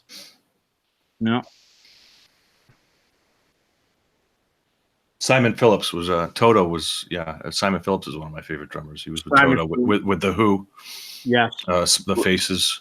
I thought whoever was in the Steve Miller band was a great drummer. I don't know who that drummer was, but I thought the drummer on Steve Miller's stuff was really That's kind of an odd one to pull out, but yeah. It's weird. You can tell, John King. I just pulled it up. Thank you. Bill Bruford, yeah. Mm-hmm. Ginger Baker, it's another one. Yep, Peter. Yeah. I thought it was it. Did Steve say he interviewed Ginger Baker, or he had met Ginger Baker, and he was a real kind of a real jerk? But I'd be a jerk too if I was in the greatest band in the world for a year and a half. Again, I keep saying I recently watched Cream 2005 at the Royal Albert Hall, their reunion concert. It's another one. I've been watching that every night for the last 3 or 4 nights. I put that on, a little bit of that on. Awesome. Clapton, Cream, Jack Bruce. Jack Bruce, I was able to meet Jack Bruce. Oh, cool. He was playing with I want to say it was the guy from Grand Funk Railroad. It was kind of a super group. It was anybody who's the Mark Farner from Grand Funk Railroad. Mark Farner, Jack Bruce, and I don't know if it was Liberty DeVito, but it was because there was a couple little super groups that came around at the time that I was working there, but it was at least those two, Jack Bruce and Mark Farner, and a small super group that was touring at the time, probably like 99 or something like that. But Jack was just like, he's just like the little bass guy. Like he's just like, he's a small little guy, and he's just like, that's all I remember from him is just like small little dude kicking ass on bass. Yeah. With great vocals too. Ginger Baker was actually on an album from Public Image Limited. Really? From the Sex Pistols, yeah. And Steve Vai is on that album too. Plays guitar on that album. G. Butch, no, I was thinking Jungle Love actually was the song where I was like, that drummer is killing it. So. Keep him rocking, yeah. Steve Miller, another underrated man. I mean, just all of his whole catalog of stuff. He's coming around soon around here. He's coming around here too. I just looked it up earlier today. And he's not young. No. I just bought tickets for Collective Soul, another great band that I love. Absolutely. Yep, I just got tickets. I've seen them a few times. Great band, yeah, great live band. They have a new album out. Yeah, really good live. They have a new album out called Blood, and it is freaking awesome. Look it up, guys. Anybody doesn't know them, I should say. It's a rocking album. It's really good. Called Blood. So I got tickets for that. Seeing Stevie Wonder this Monday. Ooh. Yep, at Red Rocks. That's one I'd love to see, man. Yeah. Yeah. I wonder how he is touring these days. He's got to be up. He's in his 70s too. I mean, he's easy. an older guy. Yeah. So that'll be cool to check him out, and a couple other concerts they got cooking too. So that's what it's all about, man. Music. In fact, it's flipping 3. It's flipping. Oh, it is flipping 3:14. Holy cow! Yeah, I gotta go. Johnny's getting yelled at. Yeah. I was already yelled at earlier. I'm good. So was I. Then for a sec to say hi. Well, I guess we're good. Huh? Are we? All right. We good? Hang out. Hardwood Steaks. He wanted to see one of my guitars. I don't know if I can. I can grab it if you're staying on. If you got to go, Johnny, then that's cool. I can. No, weren't you saying something about last time? He wants to see it. My Orange Den Electro. So let me go grab it real quick. Have we seen? I don't know if we've seen that. I gotta go. All right. See you, man. Fade and Have a good fat. night, Jay. Jay, good night, brother. You guys have a good one. Night, Good Jay. night. And Good night. I'll talk Good to night. you all soon. Good night, Jay. Later, Jay. Good night. Wait, Jay. Good night. Yeah, Hannah, everybody. You want me out of here that bad, huh? No, I want to make sure you know I'm saying good night to you. Okay. Good night, Jay.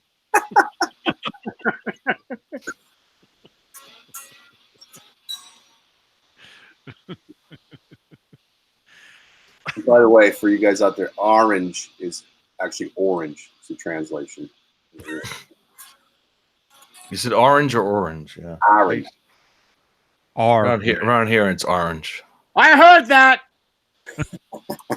My wife says orange. Orange. Orange. You're glad you didn't say orange juice. Orange juice. Orange? R? Like it's ours? Orange? See you, Tony. James. Oh, are you saying good night to Jay? I don't know if they're saying good night to Jay or good night to us. I don't know. We got at least 60 people watching us. This is awesome. Yeah, this entire time. Wow. 60, 61, 62, 63. Thank you, everybody, for watching. We're not leaving, but leave a thumbs up. We got 50 thumbs ups. Subscribe if you just happen to wander in here.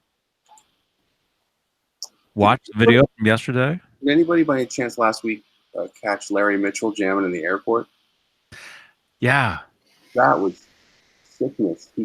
Apparently he'll sit there while he's waiting and unload his bag with his pedal board. Really? And a computer and some sort of interface that he goes through, puts on his headphones, and then goes on his channel or goes live on Facebook or whatever, and he can play, and it sounds perfect. And he's playing some track. He's sitting in the airport, where you're waiting at the gate. There's people behind him talking, have no idea what's going on. So nobody else can hear him. He's kind of going through headphones. They're just hearing that. Oh, wow. And he's just ripping on these tracks, and he's so good and so funky, and that's Larry, man. Jeez. Yeah, I'm just watching. I'm just like, sounds like his style. Smiling, he's smiling while he's doing it, and I typed in the chat. Yeah, if I could play like that, I'd smile like that. Yeah. You know what's funny is my mom or my sisters, they posted something, I guess it was today, about this Native American poet named Joy Harjo. And my wife saw the post, and she's like, "Johnny, look, is that Larry Mitchell?" And she shows me the post, and Larry was in the picture.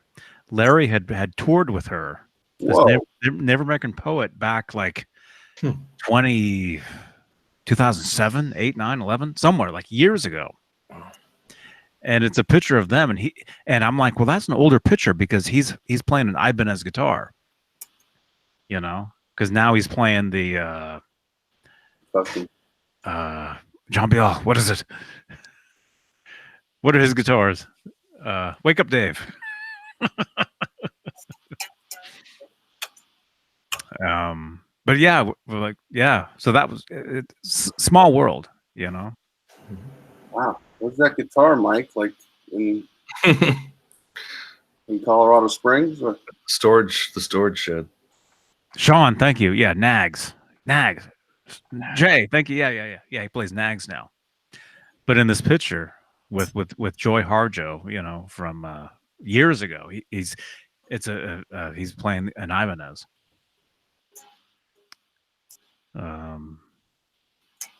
Yeah. The world. Yeah, I know. It's crazy. It was in the aft deck. Yeah. That's nice. Creamsicle. Mm-hmm. Yeah, it's 59. It's called reissue. I think is what it's called. It's got the two stick pickups. I used to have one of those actual ones from the 60s. Did you? Yeah, and I gave it to a friend of mine to repaint, and it's been 21 years, and I've never seen it since. Oh yeah, I remember you telling me that story. We're still waiting for the damn thing. It's been 21 years, and it's orange. It looks kind of. I mean, I can. No, it looks orange. That's Okay. orange. Or orange. That's orange. Oh, here we go again. That's orange. Orange. And this is the wood. You know, the way they made these things. I know. Probably everybody knows the story. They were like Sears guitars or something like that. Yeah, and it's made like in the old TV set. You look at the plywood in the back, and that's what it's made of. Masonite. And the pickups were actual Sears lipstick cases too. That's the legend anyway. Yeah. Well, really? The original guitars, they were almost like cardboard guitars. Yeah, this thing is light. Those are but I think those were real lipstick cases that they used on those pickups. Yeah. I didn't know that. I call them lipsticks. Yeah. Mm-hmm. Cool. Cool. Yeah. Right. There you go, Hardwood. I got into on a different subject just because I was going to ask Mike like how many guitars and what he thinks his collection is worth, and then I thought, wait a minute, what just happened this week with the Gilmore thing? Yeah. And about that earlier. Yeah, because I got into it on some Guitar World thread with some guys. Want to go down the list? Because I, dared say that if he's getting $4 million for a random Strat, 21,500,000 was what the total was. He gave it all to charity too, if I'm not mistaken. It's for climate research. Okay, yeah. But Eddie's Frankie gonna go for? That's what I said. I was like, if just a Stratocaster, that Gilmore played is gonna go for that much, then Frankenstein has to go for 15 to 20, 25. And I got hammered by these people. Really? Hammered. Who? What were they saying? What was the argument against that? Because I mean, Gilmore's guitar, the one that went for almost $4 million, it's not even the original. Right. Well, one guy tried to say like, it was based on album sales. That Pink Floyd completely crushed Van Halen, and so that would factor into how much the guitars are worth. And it's just a bunch of stupid stuff. And one guy even said like, that's not even the guitar that he recorded like the early stuff on. Because people who don't have a clue. I mean, Exactly. Because he doesn't know that it was. It's an interesting argument, though. I think it's an interesting argument. Which guitar, what is the most I think iconic? 50 would go for more than that Gilmore guitar. So. Would the 5150 go for more than Frankenstein? No, Frankenstein, I think. Frankenstein would be the one. I think the Frankenstein literally is the golden standard. That's what Page Les Paul? I mean, what? Let's think of something that's more iconic. What else is there? The Blackie, the Page Les Paul, Hendrick Woodstock. Hendrick's Woodstock is probably the high watermark right there. Or what was the other one? 68 with the one he burned. But I don't think that's playable anymore. Zappa has that. I mean, the Zappa. Buy some actors. What? I mean, Frankenstein. What other guitar is more instantly recognizable as, Well, none. Actually, none. Bar none, in my opinion. In our opinion, Nothing looks like it. Let's broaden it out. I'd I'd love to see somebody independent talk about it. Mm-hmm. Because that's what I mean. Yeah, they're obviously biased. Or how about Willie Nelson, Trigger? I mean, you're really broadening it out, but a guitar that is iconic. That's and how many songs have been written on that guitar? That I mean, he didn't just write for himself; he wrote for. What about everybody in the chat room? What do you guys think? What is the? How about this, real quick? Just give 3, 1, 2, and 3 iconic guitars ever. What is? We're obviously biased, but yeah, but I think it's a great discussion. It's a great discussion, but being biased is one thing. How much we love Eddie, but we're talking history here, right? So, and we're all music heads, right, and gear heads, obviously. So, what does everybody in the room think? 1, 2, and 3. Yeah, it'll be interesting to see what they say. Which you say Keith Richards Telecaster, but which one? There's like 5. Bruce, it's like Bruce Springsteen's Esquire. His Esquire is. There's one. Yeah, that's an iconic guitar. Yeah, I agree. What are the Eric Clapton SG? What was that called? There's a name for that one. Good one. It's not there. It's not the or Brian May, the Red Special. That's a good one. Exactly. The first Les Paul. Okay, the double neck. Yeah, that guitar right there. That's one. Yep. Show it again, Johnny. The double. But again, did he have a couple of those? Did he play that one every time? And he didn't play that on a lot of albums. If he did, what do you mean one? What do you don't play a double neck on an album? That's 2. Yeah,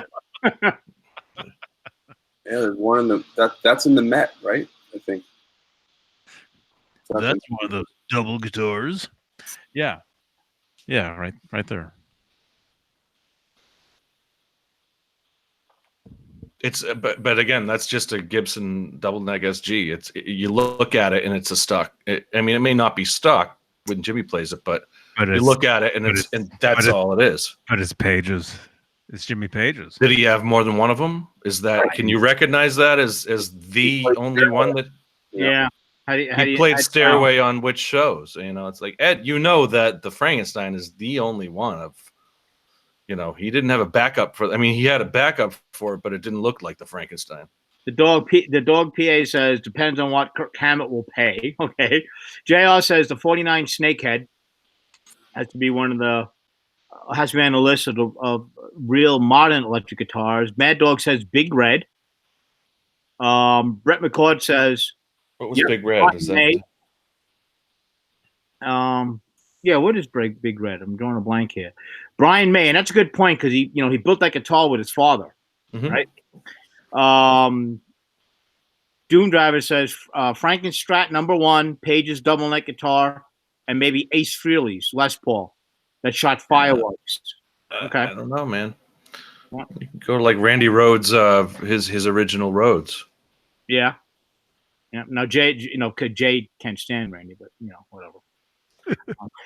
I get a bust his balls. Here's a cool picture. Here's a cool close-up picture right there. That's cool. Mm-hmm. There you go. Look at that. Yep. Yeah. I came up with the theory as to why Eddie didn't use the 5150 during the Art Festival show. And I think what do you got? Because he wore those overalls, and they were Frankenstein overalls. I think he didn't want to contrast those. You mean from this show?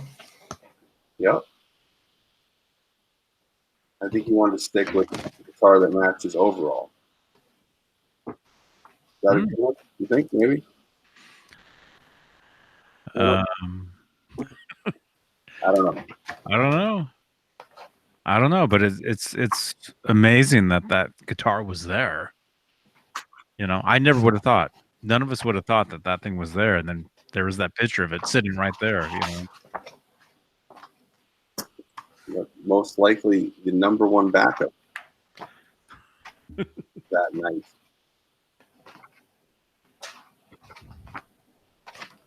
That night? Right there? That night, right there. From that night? Yeah, that night when they absolutely. He was just like, yeah, I mean, I don't need another guitar. Even when the Frankenstein was haven't given him problems, he was like, yeah, I'm not going to change it. The middle of his solo, he said, I'm going to stay with the Frankenstein even when his wireless unit's falling off. No, it's because he broke a strap. So Rudy put another strap on the guitar. Oh, is that what he did? He put like a second strap over the strap that was falling off? Yes. But Eddie wanted his original wireless on the original strap. That's why he left the broken strap hanging. So he's got a tail for like the last 30 minutes of the show. And we all remember that, yeah. That was... It is only the most elite of elite musicians who unconventional approach becomes conventional. That's Steve Vai talking about Eddie. And look at that iconic picture right there. Oh, yeah, right here. You know what's cool about that is that's the first year he got those new cabinets. Same show. I believe those cabinets went all the way through 1984. Yes, they did actually. Yeah. Look at those cabs. Look at the sound that's coming out of that guitar right there, man. That's Michael. Are we looking at the same thing? We might be. Right there. Yep. Are you looking at the slows out? Yeah, there you go. That's it. There you go. Yep. Let me go get mine. Let me get mine, exactly, man. Whose pages are stuck together? Mine are. This thing is look at this thing. This thing is worn out, man. Those are the only 3 pages I can open up. Wait, are we looking at the book? What's worn out, John? This show. Here's the cabinets right here. This is the definition of arsenal. Yeah. Guitar arsenal, man. What was the story with those cabinets, Caleb? Oh, Caleb's not here. I'm here. Because I had been interested in those, the kind of the natural wood 4x12s that, yeah, he used for. Everyone talks about the Marshall. It wasn't 84, right? Because I mean, I saw all those tours. Well, and people were you were saying that he used them on 51 on Live Without a Net as well, or somebody was saying that he probably used them on Live Without a Net. The ones on the first tour were the ones he used all the way through his club days, and so at the end of the first tour, they paid for they bought a whole new backline of cabinets, and those were the ones, the kind of the more generic ones, where he was kind of jumping off of them. Michael just showed. In that shot, and then this one right here. Sorry. Yeah, and they come in. They're an 8x12. Yeah, they're each 8x12. 79. So those ones. There's 2 cabinets. They're together. They're 8 across. Like 8x12s. Yeah. And so the next year he put like silver rings around the speakers for the Women and Children first tour. And then in the year after that, they painted all the wood on the black wood. They painted it white on those cabinets. So that was the fair warning. So those were the same cabinets that he was using. Diver Down, they painted year after year the rings around the speakers red. But were they the same cabinets that he just kept repainting, or? I believe they were. That's pretty cool. I don't see why not. You know, like, why would he re-up cabinets every year? Like, I don't know. The stage show. I mean, I'll have to take a look at that and see if they are the same ones. It makes sense though. It does make sense. They look like the same to me. Yeah. Yeah. So 1980. Here we go. Here's Ed's. I don't know how well you can see Ed's back line there. The silver rings. 1980. World Invasion. So go to 81. I mean, we all are familiar with the 81 stuff. But like you said, yeah, he painted the... There, sorry. I can't tell. Yeah, he painted the between inside, and not the speakers, but the all the white. Wood, all of the face wood was painted. Yep. And he kept those from 81 to 82, he used the same ones, Right. different configurations. Put a red ring around each speaker. Up to the US Festival, and then And then when they went to 1984, and he had a silver ring put around the speaker. Don't forget the backdrop taken from, which I don't think any of those are real. They're not. That's a sheet. But that's an amazing backdrop. I love that. I would love to know if that. That's a curtain. Yeah, exactly. But that's so cool that they thought of, like, I mean, they had the cityscape backdrop, but then the speaker backdrop. Like we have a curtain, a banner, and it's just speakers. Where is that sitting? That's what. And it just goes on and on for just hundreds of them. So yeah, cool. I mean, we always talk about the Marshall, but the speakers were another. I mean, that was what you saw when you watch any of those old live shows and stuff like that. he did. I believe he played through the Marshall through those cabinets. That makes sense. Yeah. The US Festival. If you watch Farm Aid, you watch the Farm Aid video. He's got his Holy Grail head is sitting on top of an 812. Really? I'm gonna have to find that picture. Yeah, that's pretty cool. And so, like you speculate that he probably, or he may have even used some of those cabinets into the Sammy years. I mean, well, Farm Aid anyway. Yeah. I mean, I've seen in recent, since we talked about it, I've seen there are Marshall cabinets under that. Where's that picture of the 86 rig? Through the grades? No, he's got backstage. He's got. I have it somewhere. It's all the heads, though. The head doesn't. There's no cabinets there. Shot of Eddie right here. There you go. Look at that. Yeah, the face. That's fucking awesome.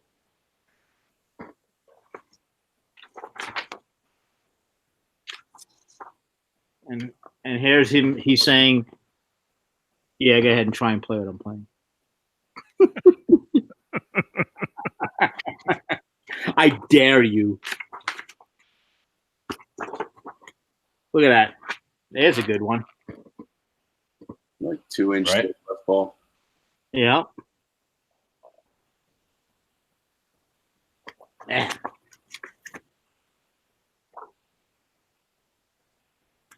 There you go, Caleb.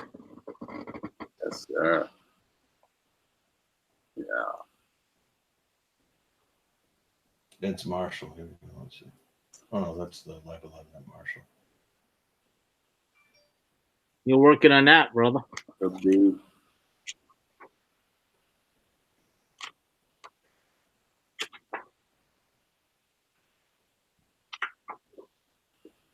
I'm right back.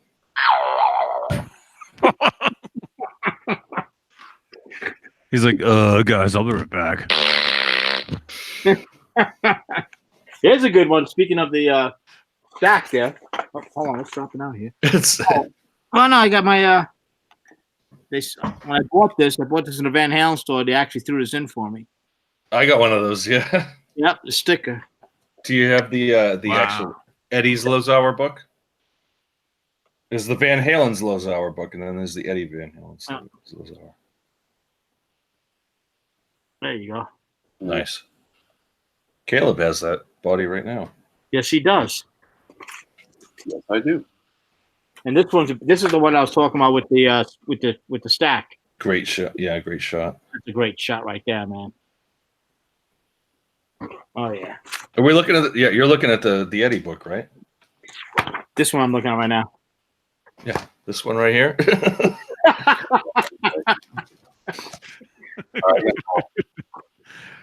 Oh, I did the iTunes version where I just downloaded it. It's on my phone. Is it? Yeah. I never got the actual book. 100. How about this one? 100 of the world's most iconic guitars. Okay, look what this is. This is from a book called Guitar Legend. Probably all heard of it. Look, it's number 1. Yeah. All right, so that's what started this whole thing. I mean, is that? I think we're right. That I mean, I really think that's the number one iconic guitar. I mean, it's at the Met. It's the number one. Look, the the most iconic guitar recording of all time is Eruption. So you got to go with the guitar that he played it on. You have to. And I'd love to see people argue. Well, then that's another topic, though, is the most iconic guitar recording, Eruption. And look what's in here: David Gilmour's Black Strat. There you go. Yeah. Yep. There it is. Yep. Boring. Okay. Well, it is boring compared to. Are you guys still talking about that? Randy. I gotta go, boys. Have a great night. Good night, Thanks, Caleb. Caleb, good night, brother. Thanks for having me, John. Good night, Caleb. Good night. Later. What's the Nerd Halen news? Nerd Halen news. Yeah. Nerd Halen news. No news yet, but of course, you'll know. Nerd Halen plans. Any plans? Anything in the working on stuff or what? Just trying to seek out another gig and try to get some. Well, you'll keep us updated. EPK stuff together and all that. So. Yeah, you got some really cool video that you guys put out. Some really killer stuff. That's pretty good stuff, man. Anybody that doesn't know, check out Nerd Halen out there, man. JJ shot that. Thank you, JJ. All right, boys. Yes. Good night, man. Have a great night. See you, Good night, Caleb. man. Good night, Caleb. Good night. All right. Are we good? I'd play the soundbite, but I won't. That's not a good idea. Yeah. What? Of Nesdal saying something? No, are we good? Oh, are we? Are we? I don't know. Are we? Well, I can't talk. Okay. But hey, Johnny Beaner, good to see you, man. Apparently, my long lost cousin is in here. Johnny Beaner, yeah. Huh? Johnny Beaner. Johnny Beaner is in the house From Mexico. Hello, a Mexican brother. Mexico. Isn't it Juan Bino? Juan, Mexico. Juan Bino. No, it's Juan Frijole is what it is. Frijole? Juan Frijole. Yep. Yeah. Caleb just hit him.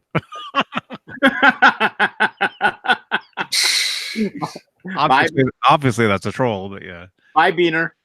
Most likely. Well, what else did he? I didn't see any of this stuff he posted, but a few things, huh? Yeah, go back real quick. We had a bunch of guitars. You probably missed. Hardwood Steaks. Y'all have a good weekend. Have a good weekend, Hardwood. Take care, Hardwood. Romeo Delight. Good night. Yes, G. That the Bumblebee is in Dimebag's casket. You are correct. Yeah. Yeah. I put up an article about that a couple of days ago, actually, maybe a week ago. Pretty cool. Amazing gesture. The story behind that too. That it was Daryl's favorite guitar, and Daryl obviously never knew, But after he passed, Ed got in touch with his girlfriend and said, Daryl's girlfriend, and said, I want him to have this. That's just. That's like. That's awesome. Yeah, just the gesture is amazing. Daryl asked him, I think, to build him one, and he was like, "No, an original needs an original." That he got a quote, and then he gave it to his girlfriend. Just think of what a gesture. Yeah, it's just, that's an amazing. And as far as Ed's guitars go, I guess that's number 3.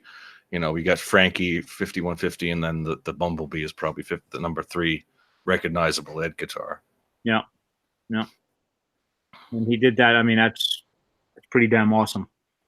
I mean, they hit it off, and they didn't know. I mean, they didn't know they knew each other obviously, but not for the relationship. Daryl was a huge fan, and I guess it was that. And that's just, that's Ed for you right there. That's just an amazing example of where the man's loyalty lies, and what he's. Yep. He understands what the what Daryl was about and all that. Yep.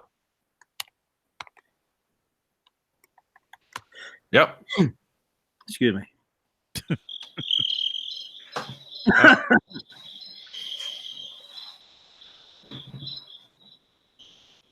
Anyway. Anywho.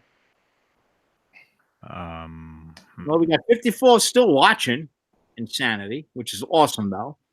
And 50 thumbs up. Let's get a few more thumbs up here. No? Please, baby? Yeah. Yeah, a few more.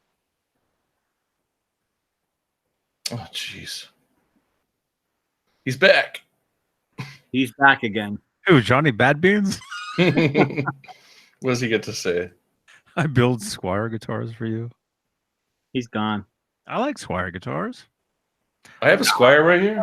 I wouldn't ban anybody unless they said something really bad. I mean, that wasn't bad. It's a Squire. That's a Squire.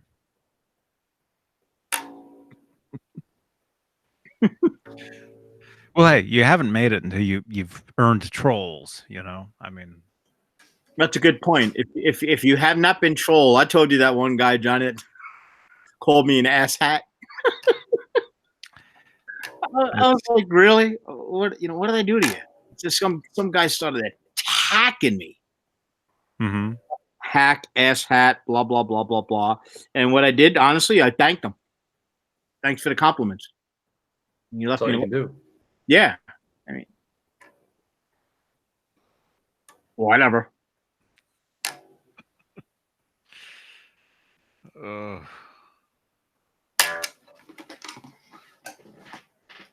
me a little about that bass there. Yeah, it's a Squire bass. It's red. 5 string. 5 strings. That's all you need to know.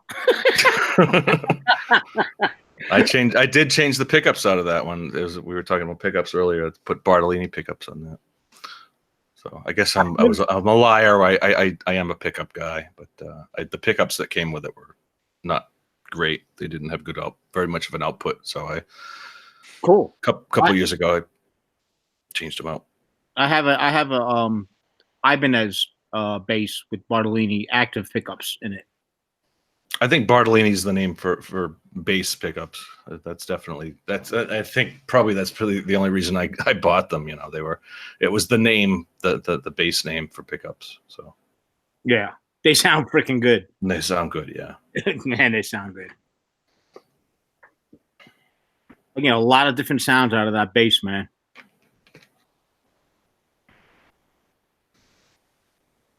Cool. You brought Cool.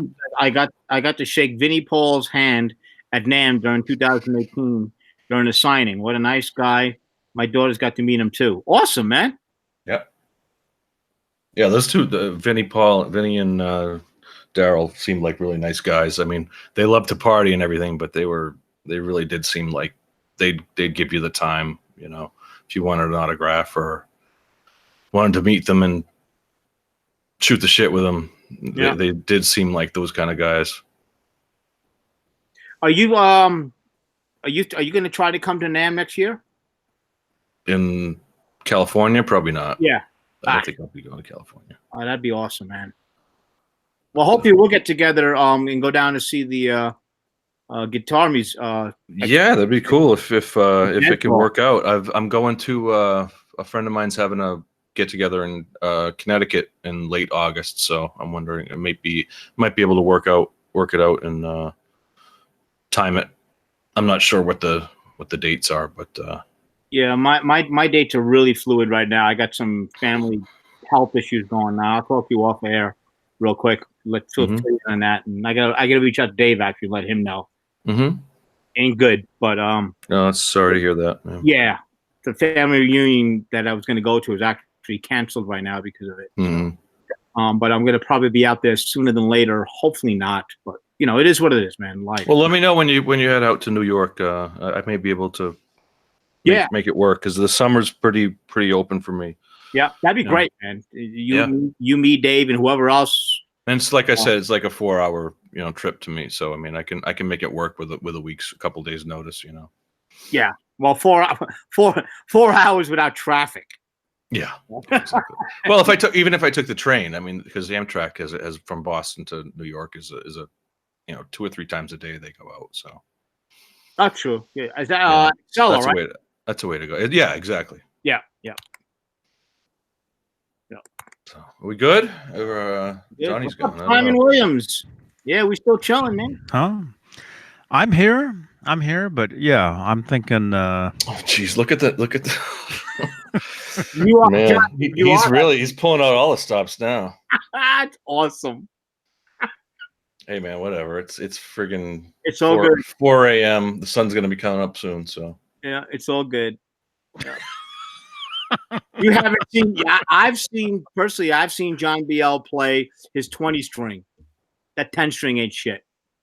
He can rock a 20 string like nobody's business. 20 string, yeah. 12 is the most I think of. Well, actually, no. I have an auto harp in the other room, which is like a 32 string. Holy shit! You got us all beat. Yeah. Awesome. It's in pieces, but hey Simon, there you go for the string count. I got you beat. 35 string auto harp. Wow, that's some funny shit. Good morning, Simon. Good morning. Although it's nighttime here. It's 10 to 1 in the morning where I am. It's early, Jesus. It's 10. It's going 10 to 2 here. 10 to 4 for you, John. Holy crap. Yeah. Holy crap. All right, one more question. Doom Diver. Serious question. Did you guys actually see the Van Halen shows you got the concert books from? Good question. Well, not concert books though. Well, the most famous concert in these books is the US Festival, and I think several. We just talked to Steve last night, who was at the US Festival. I'm sorry. I thought he said concert book. Yeah. Okay, for the concerts. Yeah. These books have concerts from. I think he thinks those books you guys are showing were like from concerts. That's what I thought too. Yeah.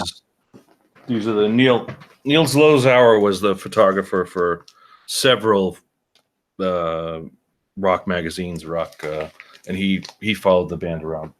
Metal Mike. Metal Mike. You got He's to been meet to some of those? No. You got to meet Eric Johnson, right? That's right. Today? Oh, that's right. Yeah. Was he was the one who said it earlier? Yesterday?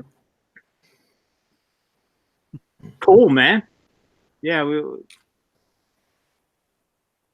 Doom Driver, yeah. They were on Facebook.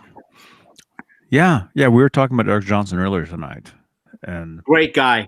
I met him twice. Awesome. Such a nice guy, man.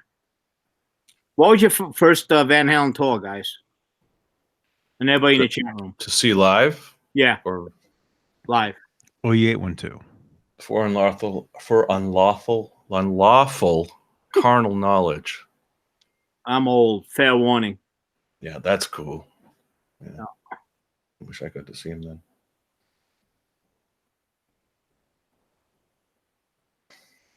Awesome. How about anybody in the chat room? What's your first Van Halen concert, real quick, before we go? That's funny. That is funny. That's funny. The brown note. Thank you, David Ennis. David, there you go. Metal Mike, OU812. 1969. You're kind of old there, John BL. Yeah. Well, we've got the anniversary of Woodstock coming up this summer, which is cool. 50 years. 50 years. That concert going on now. I keep hearing it's awful. No, I think they canceled it. Okay. Monsters of Rock LA. Yeah, 19. The riot. The riot for Metallica. That was at the LA Coliseum. 100,000+ people. Dune Driver, David Lee Roth, and Steve Vai was my first concert. Haven't seen VEH.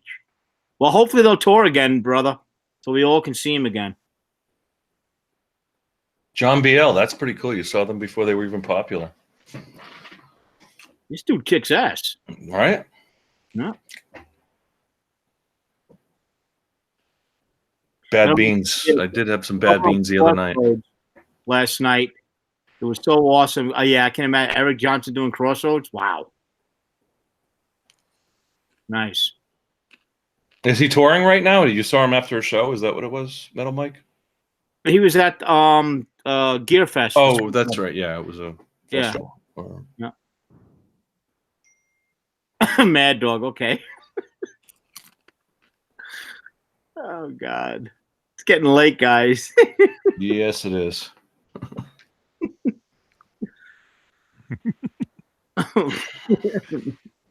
Oh yeah, I gotta go.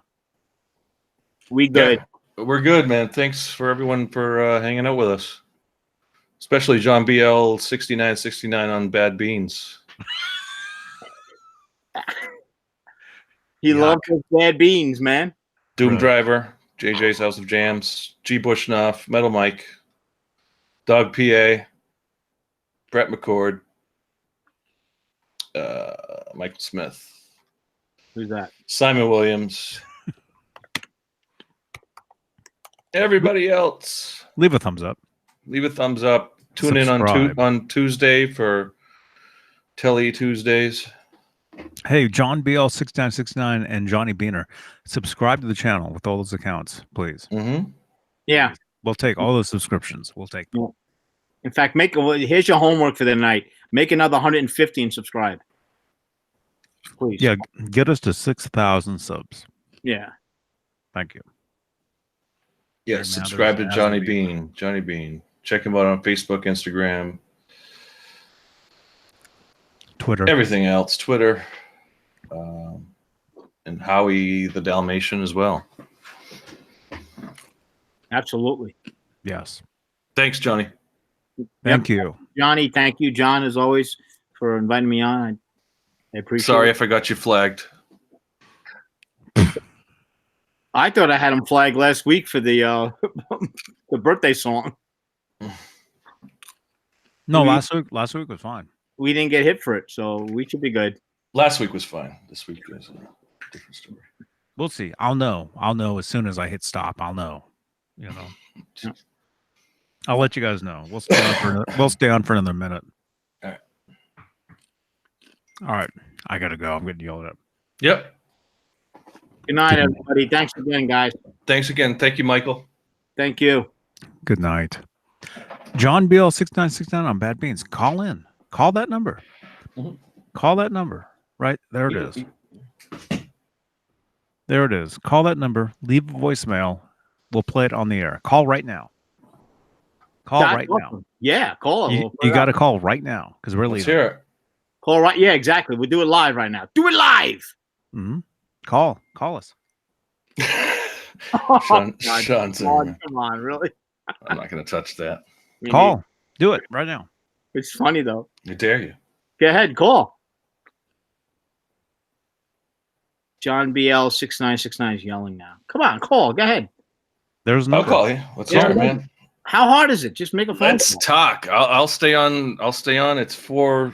It's almost 4 o'clock here in the east. I'll stay on for John BL. Just say hi, man. I'm serious. Say hi. Come on, call in. It's all good, brother.